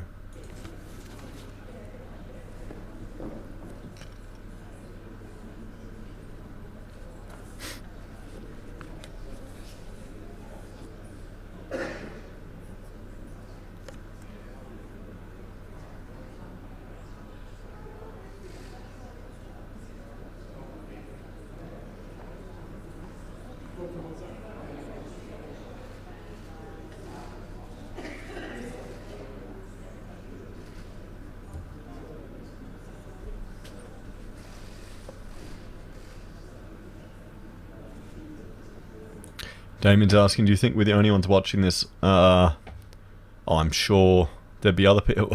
Are there any other Australian YouTubers that stream this type of stuff? Does Martin do it? Would he stream it? Maybe. Or the CEC would. They'd show clips of it. But I don't think people would go through the whole thing. I don't know, to be honest. I mean, I think it's just good that we a lot of us have been quite concerned about this ballot in legislation, and the very least we can do for the effort that all these people are putting forward is to watch it. Nuggets News would, okay, cool. But it's not about Bitcoin. I think he wasn't interested in it until they made changes for Bitcoin, didn't they? Or that was a cash ban.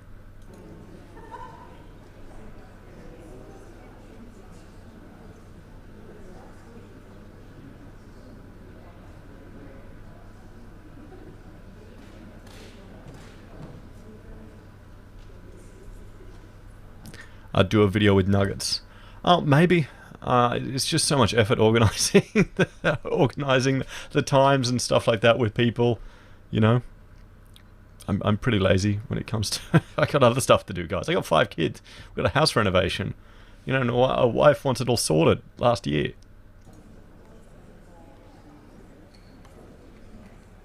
Should organise a live stream or something where we're all getting drunk about stuff. That'd be entertaining.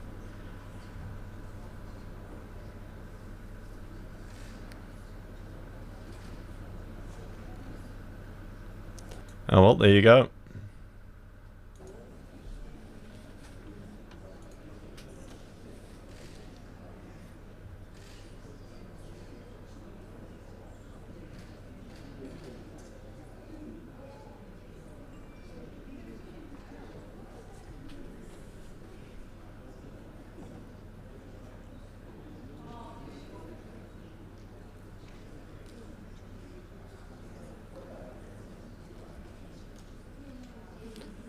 We need a Joe Biden. We've got a whole lot of Joe Bidens already in there. Come on, guys.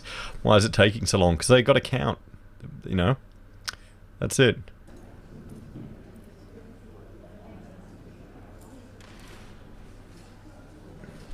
What's this? Oh, P, don't try and start a Ponzi scam, mate. You know? Let's just all save money. Find a go a few days and just let's all of us just take a week off food and then put that money into savings. There you go. That's it. The no eating savings plan. I can't talk. I'm on my 3rd rum. Don't listen to me tonight. Order. There being 12 ayes and 32 noes, the matter is resolved in the negative. As it's now just past 12:20, the Senate will proceed to the consideration of government business and... Thanks, Luke. Pop me an email, mate. Maybe sometime next year. we got a lot to do. We're doing the whole... I'm actually tempted to start a separate channel just about our construction project and the whole journey that we're going through, you know. Kind of... Because, frankly, it's embarrassing, the shit house that we live in. As architects, everyone thinks you have these beautiful houses, but we have quite the working class dump that needs a lot of work. But I've got a mortgage that's associated with a working class dump, so I'm really happy. You know, I don't care about keeping up the Joneses. I really like having no stress. So we're going to look at doing another channel just sharing that journey. And I call the clerk. Government Business Order of the Day number 1, Appropriation Bill number 1, 2020-2021, and 2 related bills. Order. I'll just give senators who aren't participating in this matter to leave the chamber quietly before I call Senator Gallagher. Senator Gallagher. Oh, Thank you, Madam Deputy President. I rise to make a contribution on the 2020-21 appropriation bills being... That's it. It didn't pass. There you go. Guys, what do you reckon? I mean, it's kind of, I can't say it's just the status quo. It is just the status quo. So the parties that want the status quo have gotten the status quo. It's a bit of a shame. A lot of people have been politically activated by this. A lot of people have been politically activated by a lot of other things. But this is just the maintenance of the status quo. At the very least, you know, One Nation is getting some more exposure to these type of ideas. And it's a simple... We went through the changes proposed by Malcolm Roberts. They weren't that outrageous. It was simply an assurance to the public, and perhaps it wasn't even necessary. I honestly, I think the risk is very low. But then if there's no risk of bail-in, then what risk is there of misinterpretation of making this change, if it improves public confidence and consumer confidence in our banking system? Well, I'd rather we had the New Zealand approach where, you know, maybe you could be bailed in and you realize that and then you plan for that. Then there'd be a market opportunity to create another bank where people's, you know, a purely deposit holding bank, you know, no, sorry, not getting any interest, you charge them fees, but guaranteed, no investment, nothing like that. We'll have to see. So, what do you reckon? Someone was asking me about gold. Charlie's asking me to do a video on the Australia One Party. I'll look into them, mate, but they're pretty tiny, aren't they? We don't need another bloody minor party in Australia. The problem is the average punter doesn't even know how preferences work. You know, another minor party. That's the problem. That's the thing. How many minor parties? I did, like, at the last federal election, I went through every bloody senator we had and every party we had. There's so many of them. And people just don't care. You know? What was the vote? What do you mean? It was, I think, like 14 or something for and the rest against. You know? So, I mean, here we go. Look at gold, guys. 1774. Look at silver. 2214. Not doing too well. And let's look at everyone's favorite. Peter Schiff's favorite investment in the whole world. Bitcoin. 18,520. There you go. Look at that. Damn, guys. The thing I really dislike when cryptos go up in value is my transaction fees go through the roof when I'm just moving bits around. Because the thing, you know, I'll get crypto every month from my library account and from other things, and I'll want to consolidate it all into into my exchange, my independent reserve exchange. And then at the moment I'm flipping everything over to gold because, well, gold's very cheap and I want to turn it into gold, so that's what I'm doing. And so it's advantageous. It's good that crypto's going up. But, well, just shifting stuff around costs so much. So I end up flipping everything to XRP and then flipping it back. And, you know, if you look at the original white paper for Bitcoin, it was never designed. No one ever mentioned. There's not one word as a store of wealth. You know, it wasn't a store of wealth. It was designed to do online as a currency. You know, and that's the thing. And it sucks as a currency. I'm sure they're going to make changes and evolve the platform. They're going to have to because it's so expensive to move stuff around. Even Ethereum, it costs a lot to move it around now, and it gets so slow. So slow. But, you know, Ethereum 2.0 is coming out. We'll have to see what happens there. You know, but, I mean, this is a wild ride, crypto. You've got to be brave to put in it, you know. The one investment advice I'd give to people is just make sure you don't go all in anything. That's just insane. Diversify. What about Theta? I don't know what that is, mate. Is that a altcoin? I'm not. Yeah. 3 sats for a transaction fee? What do you mean? To shift? What? For Bitcoin? You're kidding. No, it can't be that. Not the last time I moved stuff around. You know?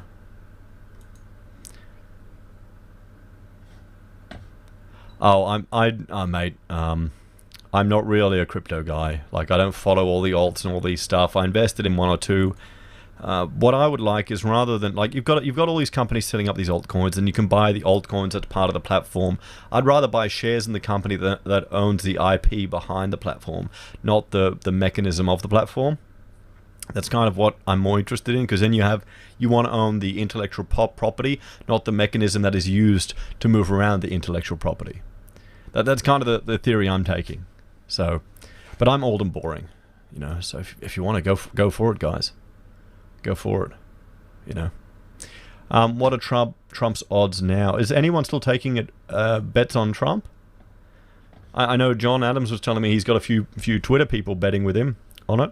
And he's gotten 250 odds. So we'll have to see.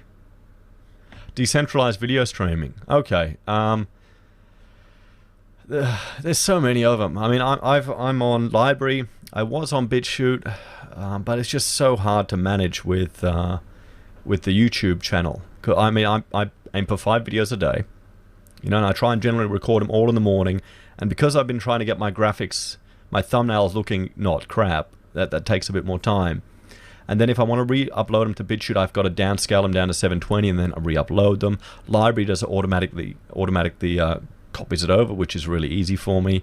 But there's so many of these things, like Pub Test. I don't know if he's on, but when he got me, he's made it, because he's got a few channels, and he was looking at all these different options, and he suggested a few of them. One was Cocoscope. So I go up and I sign up there, and it turns out like it's a full, it's like an alternative to that one where the girls all dress up and show the skin. What is it? Superfan or OnlyFans? It was kind of like that. And so I didn't stay there very long, because they actually stopped posting politics. And actually, if you want to look at a place where you can, because there's lots of places to put videos. You can put them on Twitch. You can even put them on Pornhub. Okay, the pornographic video site. I looked at putting political stuff there. Just why not? And if you go there, they've got a guide for video production, and you download the PDF, and it tells you all about, I learned a lot about lighting and scene setting, but of course it's all designed for pornographic content. But still, it was quite fascinating, all the camera angles, and naturally I don't really like the idea of putting political content on there, but if they were to go ban us, if they're accepting porn, they'll accept anything. But that was funny that they had these guides for people to produce this content. Well, someone's saying shirtless Florian. Bloody oath, it's so damn hot. I was tempted. I literally made sure I had this picture of the thumbnail up here, because if I'm walking around shirtless, because I'm bald everywhere. Well, I'm hairy everywhere, but on my head. But yeah, massage oil on your scalps. It doesn't actually exist. But that's a funny one there. The fact that it had this guide for people to produce this content, and I'm old. I really am old. Someone got called at 900 an ounce. Fantastic.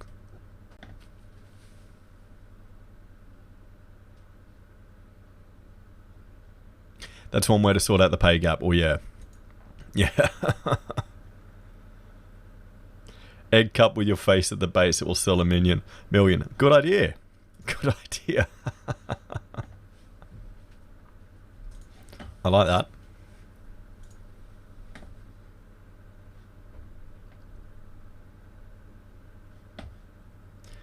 It will get silver soon. Yeah, no, mate, that's already happened. It's already happened, lockpicking engineer. It's already happened. That's just part of life. When you have daughters, you go grey real quick, mate. Real quick. That's the way it is.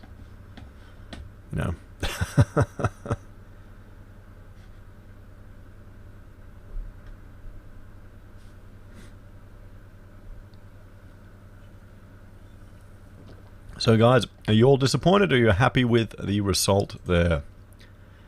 I mean, I can't say many of us are too surprised with what's happened.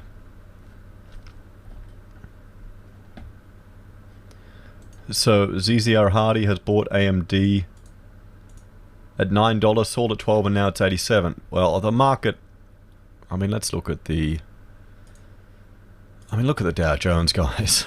I mean, there you go. I mean, look at that. It's insane. It's just insane.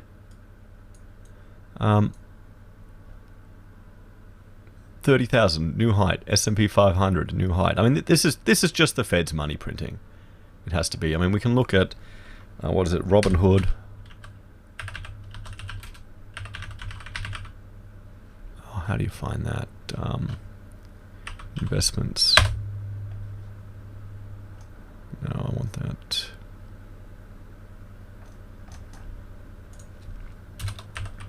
Let's look at investors in Tesla.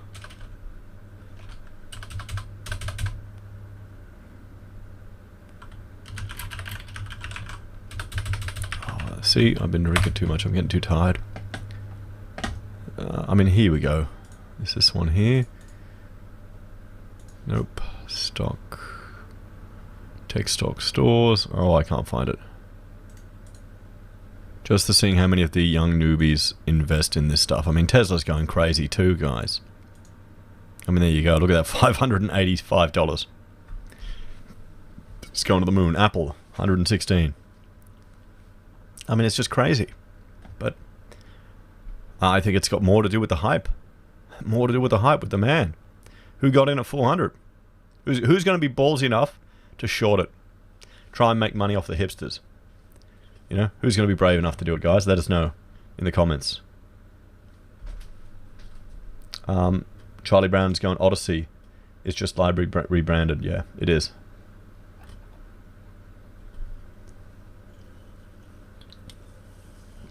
But yeah, I mean, it's nuts.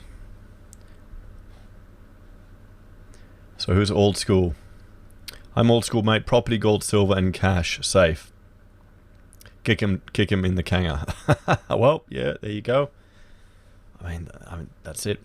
I mean, here's the thing. Yeah, will people who are concerned about their savings, will they shift into property? I mean, look at what's happening now. Every article is property going to the moon, going to the moon. I mean, this is the thing. We've got all our bureaucrats, all our politicians, they want stability. So we're not going to have the exciting market swings that we see without the stability. They're going to intervene as much as they can to keep it stable. You know? What's this, Thomas? Is YouTube recommending 3-year-old voting, CNN voting videos about voting machines being hacked? Well, yeah. I mean, it's... What's happened in the States is just insane. I mean, I don't know how anyone could think that Biden is so charismatic that he can get the most popular vote in history. I mean, come on. It just doesn't make any sense. But then again, we're in a clown world now. So we'll have to see what happens. I mean, regardless, okay, if Biden gets in and then maybe fraud is found, but it's too late, what do you think is going to happen next run? You reckon Trump will take another swing at it? I mean, no matter what happens, there's going to be half the population is going to be pissed off. You know. Or what you could hope is that Biden stays alive for his term. That's what you want. That's what you want to hope. You know.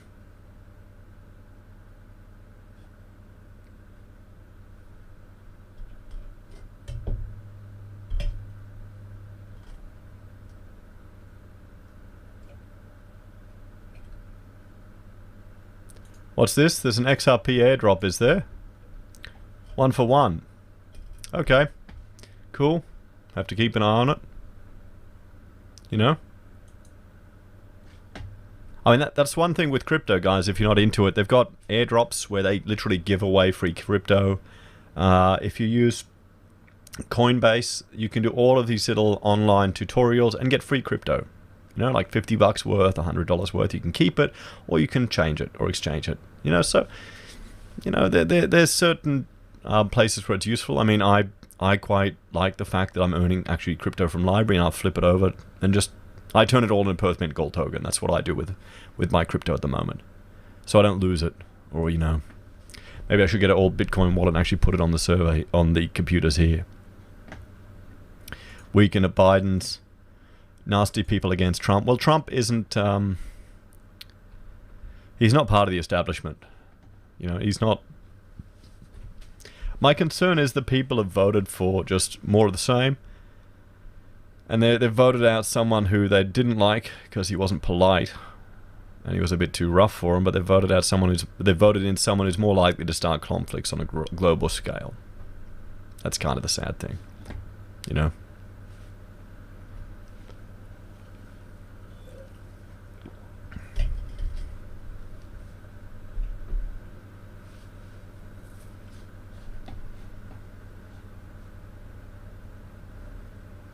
Joe Biden, the Lich King raising the dead for the election.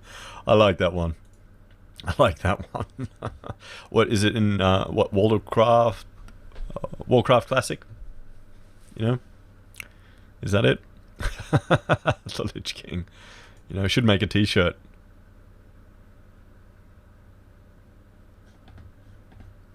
Holmes is going. Hell's realm. If the bank steals people's money, then the people will steal from each other. Banks and politicians always win. I can't. Well, I would be shocked if it happened. If we started seeing bank bail-ins in Australia, it's going to be nuts. It's going to be nuts. That's when you need to have your prepper plan probably in place. I mean, when it's coming to that, because I mean they're going to throw so much money at every stupid thing before that happens. They will have Mortgage Keeper before then. They'll have, our money will be worthless, and then they'll bail it in. You won't care. You know.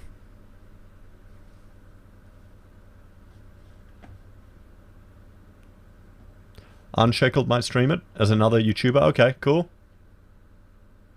Good to see there more people, you know, at least streaming out the political debates. We're all cool, you know, cool. You know. It happened in Lebanon and other places, so why not here? Well, Lebanon's very different to Australia. The demographic makeup over there is very different to Australia, you know. So it could happen here, but probably in 50 to 100 years' time. Just saying. But we'll have to see, guys, what happens, you know. Apparently John McCain hated Trump so much he voted for Biden. I wouldn't be surprised.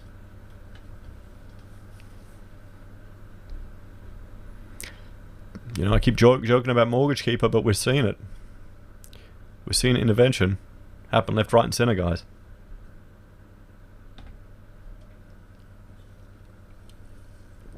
Oh, it's a good run.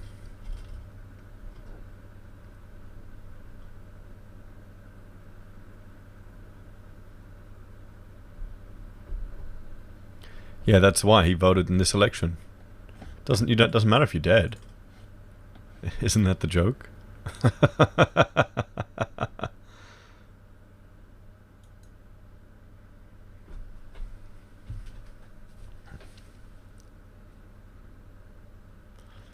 Can't let the housing bubble burst, can we? Well, how many people will lose their wealth and their value? It's just... This is, I think the problem we have in Australia here is so many people think the only way to get ahead is in property. That's it. They think it's the only way to get ahead. That's the big con and, you know, game here. So that's why everyone is just jumping into property. You know, just jumping into it left, right, and center. That's all they got.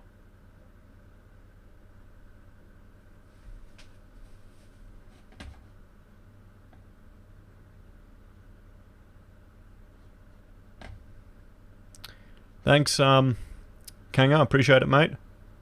Glad you're enjoying the videos. Keeps me out of trouble.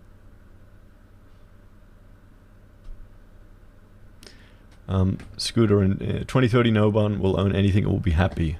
Anyway, well, a lot of people might be happy. If you stop the rat race and realize that material shit isn't the secret to happiness, you know, doesn't matter. That you know, there's some legitimate points there. If you get off there's this whole minimalist movement. There's one YouTuber I've watched, and he's a young guy, and he does all these long hikes, and he showed his apartment where he lived, and there's got nothing there, so clean and ordered, and I mean, like right now I'm jealous of people with clean and ordered grass because I've got children, and I'm jealous of people with houses with nothing in them because I have children. So I mean, I'll miss them terribly. You know, that's the thing when they get older. But right now it's just so messy. So many. Why do we had so many kids? 5 of them. It's just making some, and they work together. Like you think one kid can make mess, and then 2, but then when they like they team up, it's like it's an exponential growth. You know, it's not like 2x. It's like 2 to the power x to the power of 2 growth per the number of kids, because they just keep making more bloody mess, and they'll mess together, and then they'll make more mess. Then they'll climb up on shit and take stuff down. And you got you got to think, okay, do we be super strict to keep it clean, but then not allow them the mental development, or do we sacrifice some part of life to it? So there you go. There's Florian's parenting advice there. Like mini cyclones, bloody oath. Jared, bloody oath. You know, you just. But today, I tell you, they cleaned really well because we had some chocolate, and we tried to play a game. I actually wanted to record this, and it really backfired. I wanted to play because the kids know a game. We call it, I call it Taxman, where we give them something and we take a shitload of it off them. You know, let's play Taxman. They go, no, unless I get to be Taxman. Because, you know, here's a bar of chocolate, I'll take 60%. So we wanted to play a new game. It was called Socialism. Where Mina had to do a whole lot of cleaning, the biggest girl, and then we give her a whole lot of stuff, and then we take it off her to give it to all the other kids. So we did that, and we thought she'd get all angry and annoyed, but no, I'm really disappointed because she was used to having to share with the other kids. You know, damn it. Oh well, we'll get there. You know, my kids are going to have issues. Yeah, they're going to be little pissed off libertarians.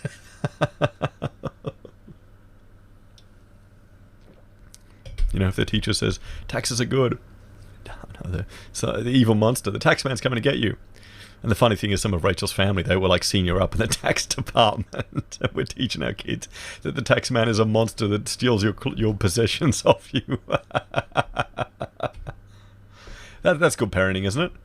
Yeah, I think that is. You know? So, wait, here we go. Here's a good one from Marty. I raised 9 kids. Eldest one moved out 7 years ago, and I swear I'm still finding his crap hiding in the back of cupboards.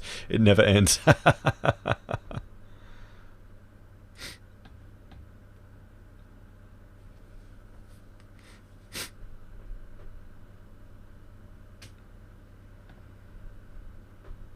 Why tax people when you can print money? Because you need to keep them in line, Rolf. You got to make them think that they're actually contributing and their votes matter. Now I'm becoming real cynical here. That's the scary thing of MMT. It just eventually evolves into, I think, authoritarianism.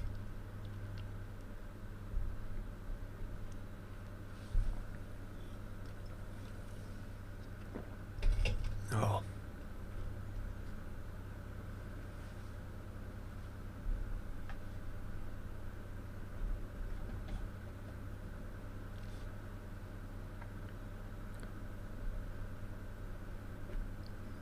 Brendan's asking why I have kids then. Oh, because they're awesome. Really is fun. You know, I recommend it. Did the Defence Amendment Bill go through? I'm not sure, as I haven't been following that one. I wouldn't be surprised. Take care, mate. Thanks for watching. See you, Lindsay. So the defense one is still coming. Okay. We'll have to look at that one. See the latest tweets from China. It's just crazy stuff. It's just nuts from their officials. Good night. I'm just going to keep going until I finish this rum, guys. So I've got a little bit going. Anything else you want to talk about? Any questions you have?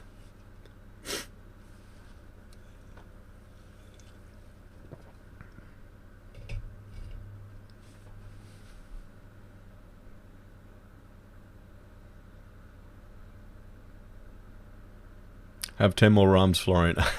No. I'm too old now. 3's enough. I'm going to sleep really well tonight, I tell you.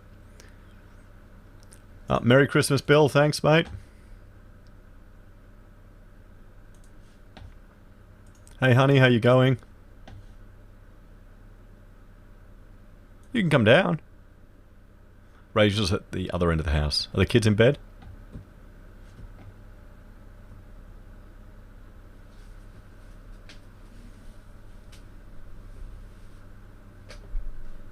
I love how Isaac Todger's comments about the New World Order and the Rothschild.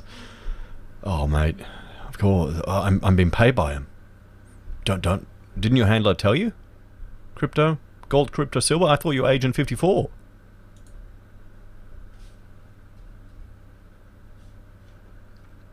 What would be the first step to rebuilding the upper house, you reckon?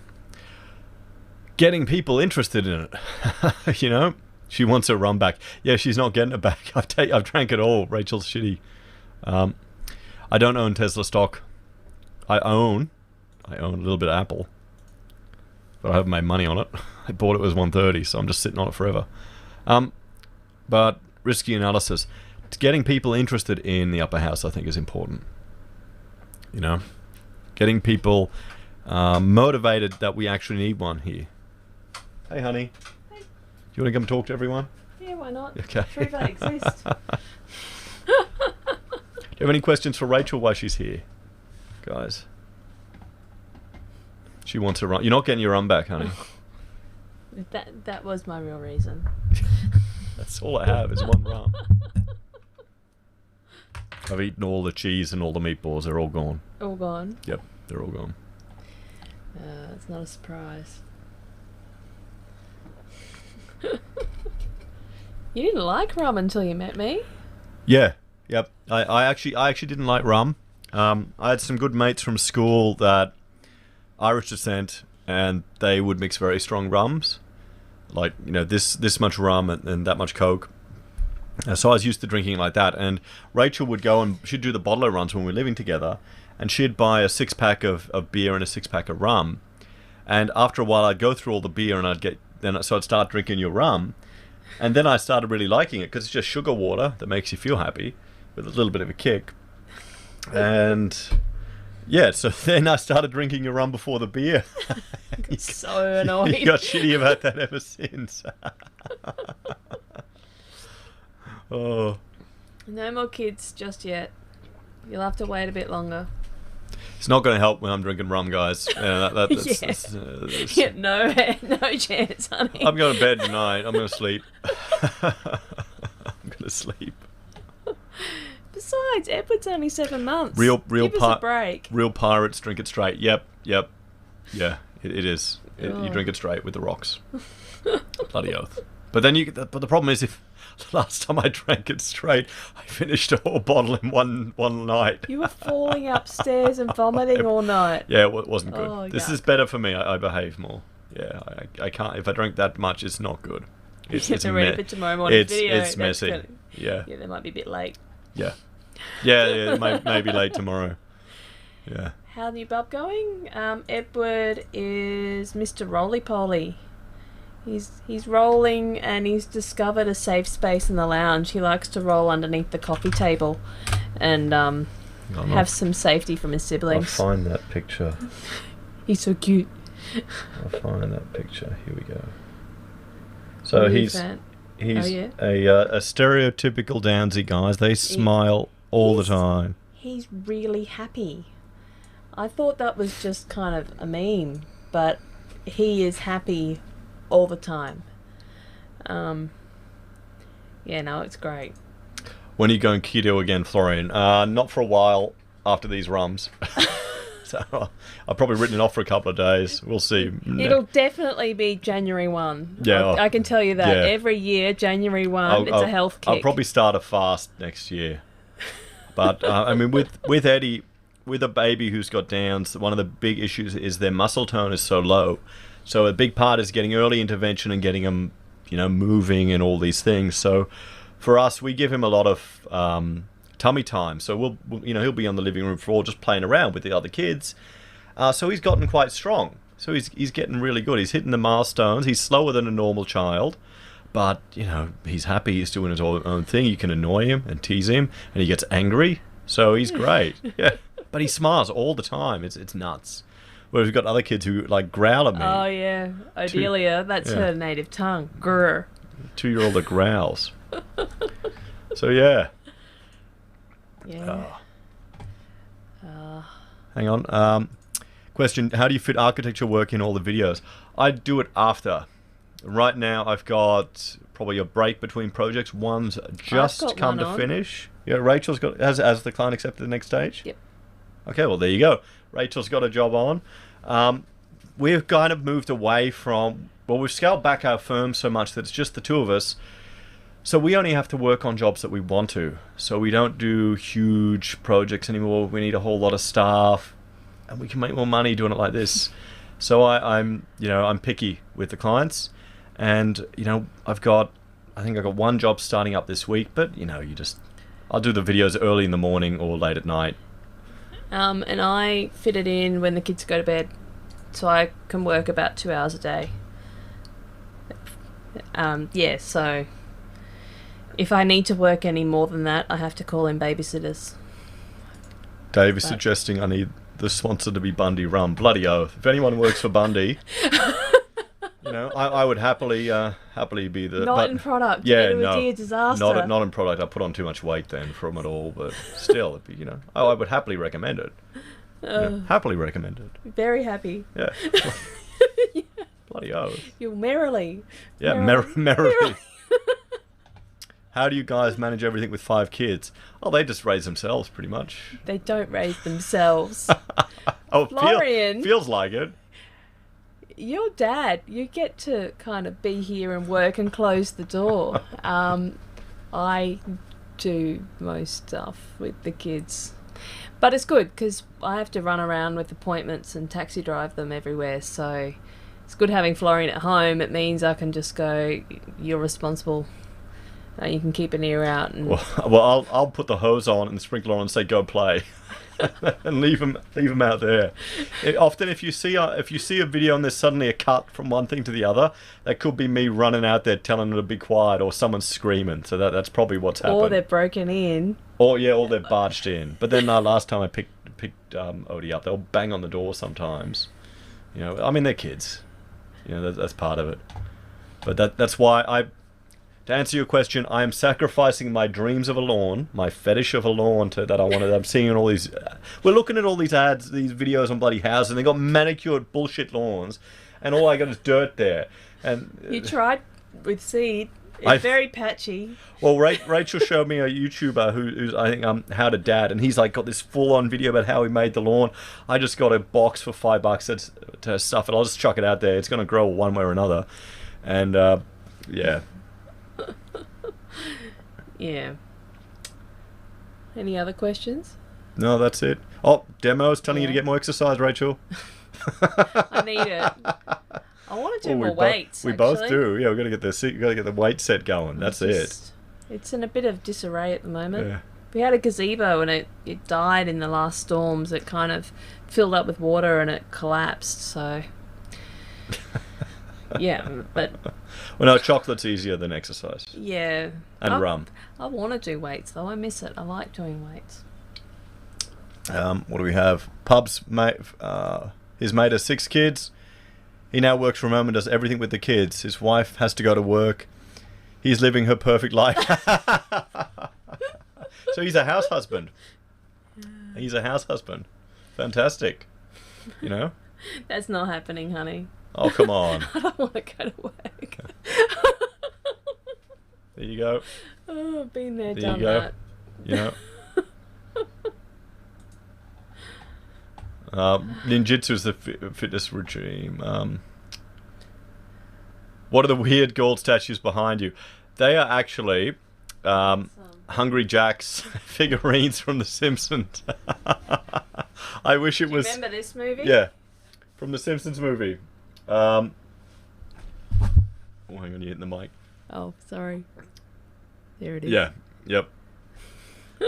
That's it. There's nothing special.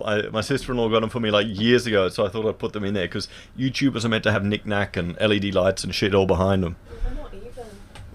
Yeah, so I'm kind of fouling at that. So yeah. They might look a bit better now. At least they're I'll kick him in the kangaroo. We need to get back in the sit-ups in Jan. Mate, the weights the best thing to do. Watch some Joe Rogan on weights. We should do that, do a challenge. You know? Oh, we're not going to get divorced. I'd be screwed. You're my money tree. Yeah, that's it. I'm a money tree. That's it. Oh, it's too much. Oh, too much I'm work. your rental womb, aren't I? Yeah, you're my womb. Terrible. Yeah. Well, yeah, can't afford to get divorced. And we've seen, Oh, my parents are divorced. Your parents are divorced. I don't want to go through my that. parents have a second marriage, so it never gets better the second time around, so why bother? Come on. Yeah, too much paperwork. That's it. It's just another bullshit feminist con to make more money for lawyers. That's what it is. Surprisingly, I actually like you, and I love you too. There you go. That's it. Yeah. That's it. Who'd have thought? She puts up with it. And I've been an arsehole to her today. We've been fighting, so she's in a good mood now. You haven't even been drinking. Oh, I'm sorry. I'll get you some rum tomorrow. Oh, I don't really want more rum. No. Oh, Maria's saying hello. Hi. Our local yoga instructor that just bought a expensive property in Sydney. Oh, gee, Yep. good luck with that. Yeah, she's going to convert the house into a yoga studio to pay for the mortgage. I'm sure that's what it is. You know. Will I organise a HeiseSays barbecue meetup in the future? Well, I thought it'd be great to have an event at the German Club, beers at the German Club, here in Brizzy. I thought that'd be good fun, and we just get the beer hall type of thing going there. There's never been any historical issues with politically motivated Germans having meetings at beer hall. Well, no, they were Austrians, weren't they? So we got fine. No one will make any. Your mother's an Austrian. Shh, don't tell people. So no problems there. But in all seriousness, I think that'd be. I'd like to do it at the German Club there because the beers are so good, and what you've got the big. One thing we used to do was get the smoked pork beer, and we'd make all the staff drink that. So yeah, I thought that'd be a fun type of thing, doing it there because it's tough to drink. But I like the Erdinger. So we'll organise it for next year. Well, on the plans for next year, I'll sort something out. Yeah. You will? Yeah, I will. You said that a year ago. I know, but then we had COVID, so I'm free of even- any excuses. Yeah. Even now, I don't know. It's annoying with all the RSVPs and having to put your name down everywhere to do anything. I'm over it. Oh, we'll see. I'll organise something for the first quarter of next year, I think. That'll be the way to do it at the German Club here. Oh, your brother plays there. Is your brother, Andrew? Andrew? Bullshit, your brother isn't Andrew. At the German Club in Brisbane. Is really? Because I tell you what, one of our former staff members had a big crush on Andrew. If you don't, actually, I'll find a picture of this guy, guys. For those of you that don't know, it's kind of a Brisbane thing. Andrew at the German Club. Yeah, hang on. Oh, it's so corny. Any pictures? Yeah, he's here. Oh, go share your screen. There you go. So he's a guy who wears a Bavarian outfit and does then plays Lady Gaga. Yeah, like Lady Gaga and modern music and all the with the accordion. Yeah, with the accordion. And you're just getting smashed listening to that stuff. That's what you want. And it's such an eclectic mix. Yeah. It's hilarious. It's so kitsch, and the whole venue is as well. So Yeah, I've gone there with Germans, and they just shook their head. They couldn't believe it. You're bastardising the culture. Well, no, it is. It's like Germany from 100 years ago, and it's just crazy. It really is. The Oompa Loompa music. Well, not really Oompa Loompa. But it's really dodge. But then again, the thing is, when you got 4 litres of beer in you don't give a shit, guys. You just rip get up the dance floor. The number of times we've done that at the German Club. Oh, I mean, we could our days pre-children. Yeah, this is before, because this used to be our local before we had kids, guys. We'd get pissed at the German Club in West End. It was great. Not West End, Wollongabba. Wollongabba. I went there actually with a business group. We took a for lunch. Shit, you're right. It was a lunch event, a Christmas party, and we ended up home at like 2 a.m. Yeah, we finished up at 2 a.m. And there's one guy we invited from this referral group, and he was a plumber, and I swear he was like like a hobbit. He was so small, and we thought he'd left because we were doing shots. We were doing like 50%. We every single one of us, myself and all of our staff, got banned from the bar because we got so drunk, drinking responsibly, of course. And we got to have dinner. Yeah, well, no, we did, didn't we? No, we had lunch. We turned up for a lunch. Yeah, we had lunch. We just kept going. We just kept going for the lunch. And this little hobbit of a plumber, he was gone. We didn't know where he was. It turned out that he had passed out in the toilet and had fallen asleep there for like half an hour. And then you walked him home to our place because we lived 10 minutes walk away. He passed out on our couch. And you know what happened next? All the shots you'd ordered arrived at the table and I had to drink them all. And then stumble home. That was peppermint schnapps, wasn't it? Oh, was quite yeah. nice. Oh, it was good. We couldn't do that anymore. No. That was like 10 years ago, wasn't it? And it'd take us a week to get over it. Oh, see, that's the thing. That's the thing, guy. I mean, I'm sure there's, with the age demo on the channel, I'm sure a lot of you that are watching have reached a point every 5 years you get older. And I know there's some young blokes watching too. This is your future, okay? Every 5 years it gets harder. Like, 25 gets really hard. Then 30 gets even harder. Then 35 gets even harder. Like, and by harder, I mean the number of days you write off after a big bender. I had 2 bottles of wine with the neighbour the other, Oh, yeah, you up the road with your girlfriend. 6 months ago. We shared 2 bottles of wine. So it wasn't just me. There was 2 of us. Mm-hmm. And I had pizza, and so I was like carb overloaded, and that took me like 3 days to get over. I was so grumpy. Well, it could be the diet going from keto to just eating a whole bunch of garbage. Yeah, pizza and chocolate and a bottle of wine. That probably doesn't sit well in the tummy. It was great, but I don't know whether it was worth it. Yeah. Oh boy. Why is Mummy sleeping? She's got a hangover. That's it. So, with that in mind, I will organise a German club event for next year, guys. And bear in mind that, you can't... Well, it is the German club, and, you got to drink a little bit.